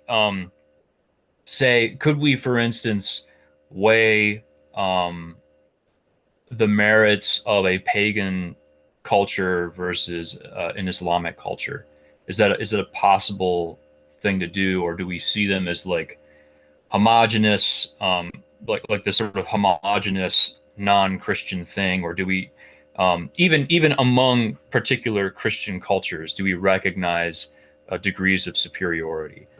Yeah, I think I would come back to kind of what I said before. I think you can, generally speaking, put things, people in society into three piles: evil, neutral, and virtuous. And Right. maybe the divisions between those aren't always nicely defined, but I think you can have truly evil societies. Let's say Nazi Germany. I think it's very easy to put into that category. I think you can maybe identify a virtuous society. Some would say maybe it's a kingdom ruled by a very holy and virtuous Catholic monarch and whatever. Okay, let's say that's there, and then you kind of have stuff in between Um, that's neither good really nor quick, bad. I'm more so talking about norms, so not virtue, which I think is more of a developed thing, anyways. I mean, I don't think that you need some particular education, or you need this or that to be a virtuous person. I think anybody can be a virtuous person, regardless of their background, or the culture that they live in, because you have to take them in the context of those contingencies.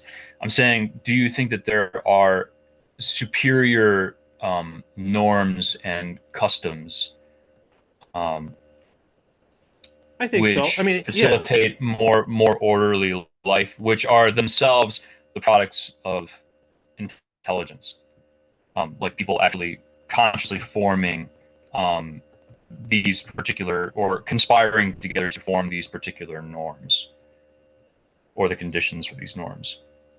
sure. I mean, I think if you want to think it less in political terms, but I think you can have, I think you can be evilly organized. Let's say, like going back to the Nazis, I think you can be, let's say, neutrally organized, where I'm not hurting anyone, but I'm not helping anyone. I'm just minding my own business, doing my own thing. I'm not stealing from my neighbor, but I'm not helping the poor. And then I think you can say, okay, then there's this virtuous that says, not only am I not harming someone, but I am going out of my way to go and above and beyond and do things that are good for society. I'm opening orphanages. I'm whatever. Is that kind of what you're talking about? Um, yeah, more. I mean, yes. I basically what I'm kind of getting at here is like, and it pertains to what I've just the previous thing that I said about law. I think a lot of these issues sort of just resolve themselves if the theory is resolved. So like if these things are not theoretically permitted, the attention given to them is diverted and is placed like elsewhere, if that makes sense. I think that that's like that's a because we are I would say that we are mimetic creatures. We kind of um, our desire is not really all that autonomously generated. Um, and it's usually just the product of continual repetition. So I think that um, Let me the see. reason I bring that, what's that? Yeah, let me see. Let me. I think I get what you're saying. Let me see if I'm. Let me see if this is kind of what you're saying. Let's use the example of, let's say, let's go back to the contraception or NFP thing. What I'm hearing from you is it possible that it's better for society as a whole if just no one is using birth control and no one is using NFP and people are either being completely continent or having babies, like getting outside the individual acts themselves? Are you suggesting that as a whole, society would be better off if that's the way we approached it? Is that more or less what you're saying? Yes, more well. What I would say is that if the law does not permit these things to begin with, um, that is a sort of superior state of condi- I mean, as a statesman, I would say you'd be doing your duties. But of course, the question is different when you're talking about eliminating a previously existent norm. That's where things kind of become difficult. And Aquinas has this. Again, I'm paraphrasing, but not every virtue can be mandated, not every vice can be prescribed.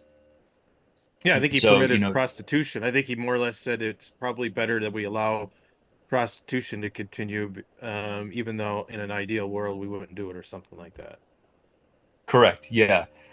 And I mean, this is like, this is an argument that I often have about pornography because there's this big there everyone wants to, just have this simplistic solution to banning pornography.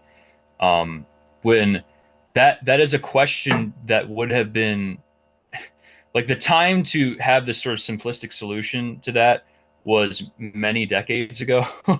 um, and people are there's these bills that were passed in Arkansas and a few other states that are that people are looking at this as some kind of victory when every 14-year-old knows what a VPN is.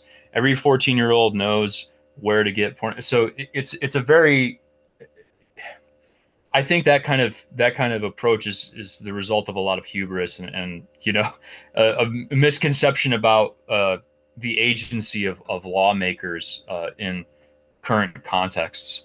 Yeah, it's a lot easier. I mean, it's preferable if like you never have to worry about the problem to begin with, um, rather than to like try to regulate it out of existence. Um, Yeah, I totally agree with you. I mean, I'll full disclosure, I guess I'm more or less a libertarian politically for those very reasons. But I really feel that this fits nicely into the whole concept of NFP because, well, first of all, I don't think there's anything morally wrong with it, but even if even if it was, it feels like that genie is definitely out of the bottle. I mean, 96% of Catholics are just using birth control. I mean, we can't even get them to stop yeah, using birth control. We're never going to get them to stop using natural family planning. Doesn't mean we shouldn't have the intellectual exercise about it. I think it's fun to have, but I'm just like, man, if we like if the line in the sand is you must not even be using NFP, you've limited the scope of people that are going to meet your criteria of being virtuous to a very, very small portion of people. And most of us are just going to be hopelessly unable to comply with that, I think. And that's more of a pragmatic problem than a intellectual or moral problem. But I don't know. I mean, I like these discussions. I do, but I don't know.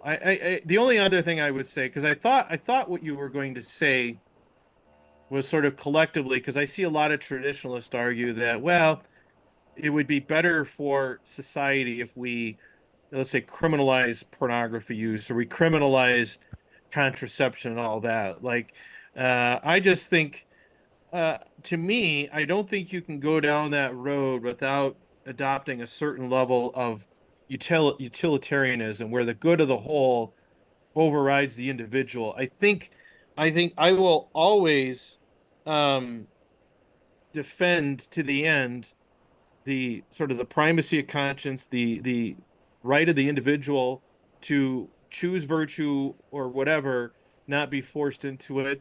And so I don't know if that really, I don't know if we agree or disagree on that, but I do think that um, I think as a whole, we could make improvements. I think we could improve a lot of lives and make Catholicism far more attractive to people if we weren't trying to tell them, oh, by the way, give up your birth control and NFP. You're either going to make all the babies you can make, or you're going to be roommates for the rest of your life. I I don't mean, know. I don't That's a hard like. sell. Oh, I think maybe you cut out there at the end, Oh, but probably wasn't worth hearing anyway. oh, okay. Well, I mean, I don't really have. I mean, the problem is like making Catholicism attractive at the expense of the natural law. Um, so I mean, I don't really, I don't really see Yeah. that that's a tenable Hey, proposition. if But the goal is truth over making it attractive, I consider it mission accomplished. Like right. uh, I don't know. Um, But anyway, go we, on. I definitely agree with you about primacy of yeah, we have primacy of conscience. The um the task of a or the obligation of a statesman would be to um, promote justice to the degree that is possible within his agency. And so crimes against nature, in principle, should uh, be um, uh, we should do whatever we can to curb that in the context. Again, you have to take the statesman has to have a holistic approach. Part of the problem of democracy, um, the, the problem is kind of deep. The part of the problem of democracy is this ability to get people to hone in on a particular issue, and it's kind of what I was alluding to with like banning pornography, where people kind of uh, get whipped up over this particular problem. Yeah. Um, and they're not thinking about okay, why is this regime who the regime that has these other kinds of goals, of course you can't really think of it as a regime because it's a decentralized democracy is like playing whack-a-mole, right? You try to uh, snuff the sovereign out of existence and it appears somewhere else. So sovereignty is a much more um, at least in what is publicly accessible, it is a much more fluid entity. Um, and so the question is like, what is actually determining the fluidity of that entity? Because to use that metaphor, fluid doesn't move itself. You have to, if you have a basin full of water, you have to have someone tilting the basin to move it around. Um, but one of the issues with democratic politics is this single issue kind of approach. And I mean, if you look at, for instance, Spain, um, after Franco passed away, I mean, Spain became just huge, huge. Like they went further than every other than all the continental countries in terms of sexual immorality. They're a huge exporter of pornography, um, and so it's like once you snuff out this dictator. And I mean, I have mixed views on Franco. I'm not trying to dab on him or whatever, but um, it seems that like there were definitely sort of unaddressed issues. Of course, there's the problem of the sort of cultural dynamic that was introduced after the Second Vatican Council, and that kind of coincided with the near end of his regime and so on. Um, anyways, what I'm trying to get at is like you can't look at laws as these like individual things. You have to look at them in the context of the whole canon of the law and of the actual not the document of the Constitution, but the actual constitution of the body politic and how it functions. And when you take things at face value rather than maybe going, oh, maybe this is someone waving a carrot. It's an old carrot and stick thing where someone's waving a carrot around in order to get me to uh, accomplish their broader political ambitions. I think that's what goes on with a lot of this stuff. I mean, it's part of the reason I'm just very, very disinterested in U.S. politics, at least in terms of like voting in federal elections and things like that. But and not that I'm opposed to voting in like local elections or whatever, but um, there is a problem with taking a lot of this stuff at face value. I mean, the or it's like how people will talk about anti-Semitism right now, when it's like, okay, why are certain things being associated with anti-Semitism while there's a genocide going on in Gaza at the moment? That's kind of interesting, right? So it's like, you have to like wonder, why are people trying to pass legislation that's going to create the legal precedent of having firms collect identity information about people who want to access conventional pornographic sites, which is what this legislation does. And like, it's the easiest thing in the world for a technologically a technologically savvy, horny teenage boy to get around. Like every 14-year-old knows what a VPN is. Every 14-year-old knows that there are non-conventional sources of pornographic materials and so on. So it's like it's a very I look at it as in the context of biodigital surveillance and that sort of thing. I really, it's difficult to look at these lawmakers as, I mean, maybe they have good intentions, but I think they're, incredibly stupid. But it's like this sort of thing, like it's one of these, you've now let the genie out of the bottle, and now that you have masses kind of accepting things uncritically, which is what I think. I mean, I think the NFP stuff. I think a lot of people who do NFP. I'm not saying this about you, or people who just kind of take this stuff on. They're maybe they're maybe not meditating on it too much beforehand, um, and taking it somewhat uncritically, or seeing that, oh, a person in clerical garb says that this is okay, so therefore it's okay. I think that that's what goes on in a lot of these cases, but it's not even that that's the problem. Well, I mean, it is a problem, but in principle, but it's more so, like I've said, the you give a little, people take a lot sort of issue. Contraception was always a problem, but it was not nearly to the degree of severity as it is today.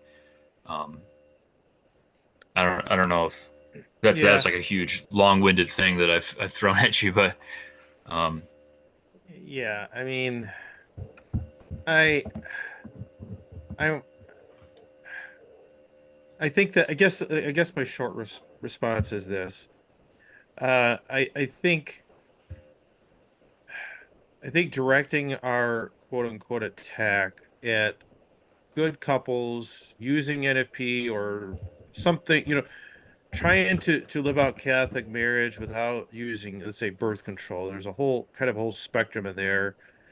It gets into whole other acts and stuff like that, which we don't have time to talk about that today, but I think that's a worthy topic.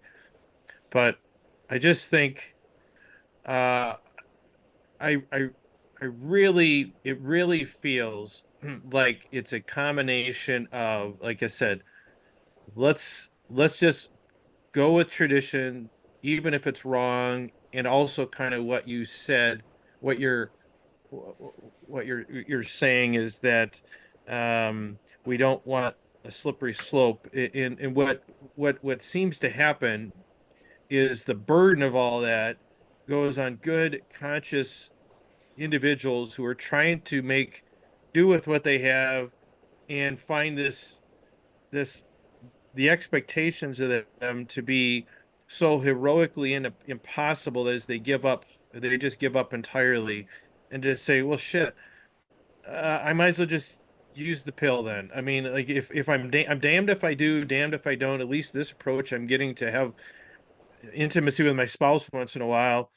I think that we are really punishing people who are acting in a great deal of good faith, um, on a battle that they're at least trying to win. They're trying to have the fight, and we are pushing those people further and further into a situation that is just, I'm sorry, the whole like conjugal act, you must either be totally continent or all on, is just not realistic. And I'm not even if the church that is the church teaching, that is such a in real practice is a complete non-starter. I just think if that's where we're at, we've lost the battle. Like we have completely lost. The trads can procreate all they want, but we are going to lose the war. And I'm not saying we capitulate on what is true, but I do think by the fruits you know them. And I don't think we can just disregard the amount of spiritual harm and rigor that it takes to follow more or less the approach that you are advocating here. And I think the fact that there is merit in suffering and the Christian call to holiness involves a cross doesn't doesn't just mean that this kind of suffering that people endure should just is just just I think it just gets brushed under the rug, and I think that's wrong. That's why we do the podcast. Maybe we're wrong. Um, I apologize. I do have to wrap this up. I know we've been going Okay. on, but I'll give you the final word here before we wrap Yeah. up.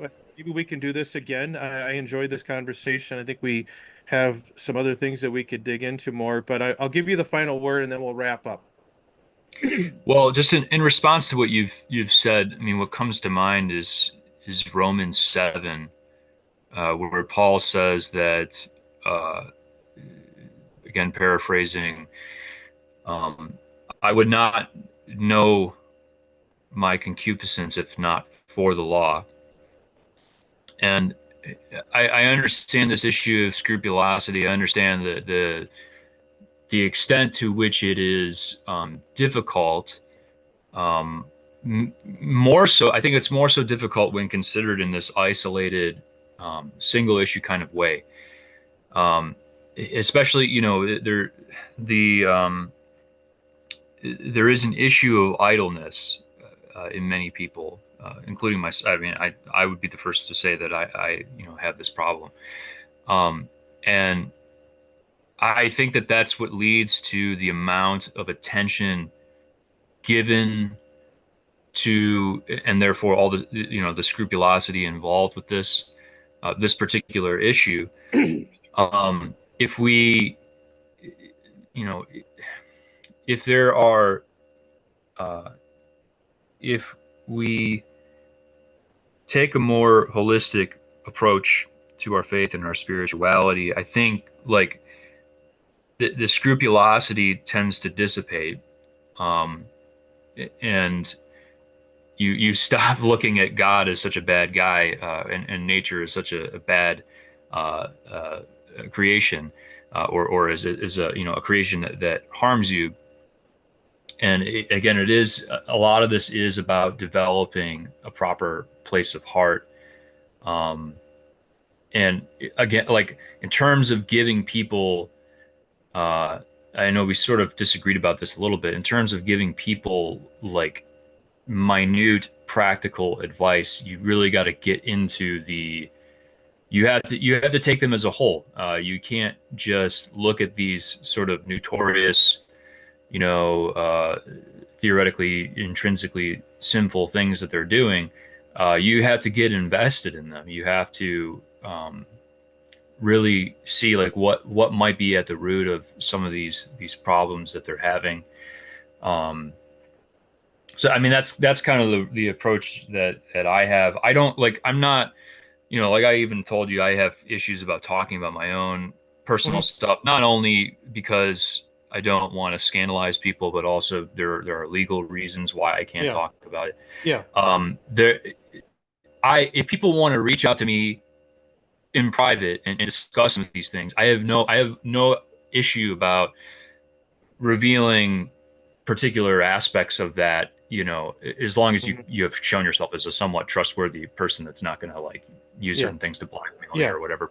Right. But yeah, I mean, a lot of this is like I guess what I'm saying is I don't take this approach where I go around wagging my finger at people, and if I have the if I come off you know, on the interwebs as doing that, I think it's a matter of the medium kind of facilitating that way of communication. So if I have ever come off that way, I apologize. But I don't think the finger wagging is kind of the approach to have. Maybe if you're a you know a nun, a rural nun with you know looking after a few kids, you know you got to kind of do a degree of that. But that's not really the approach that I have with this. I'm more interested in like getting people to see why um, such a thing is intrinsically evil, that rather than just being you know just repeating over and over again that it is. No, I So appreciate yeah, that. I guess that's my final word. Yeah, and I appreciate that. And I didn't take it that way. I appreciate it when someone argues strongly about a position that, let's say, doesn't necessarily impact them directly. I am stuck in the issues that we talk about, so I have I guess, skin in the game, so to speak. So I did not take your sort of forceful opinions on this to be, let's say, anything other than this is something you strongly believe in, and this is why, and that's why I brought you in. It's a it's a it's an approach that I don't normally see, I guess is what I thought was interesting about it. So I appreciate the time. If you message me afterwards with, you know, if there's an email or way for people to get a hold of you, I'll put that in the description below. Otherwise, I hope we can do this again. I enjoyed this conversation. We really covered a lot of ground, and maybe we can do it again. So thank you, Connor. Sure. Yep. No All problem, right. man. Thanks for listening, everyone, and until next time, have a good one.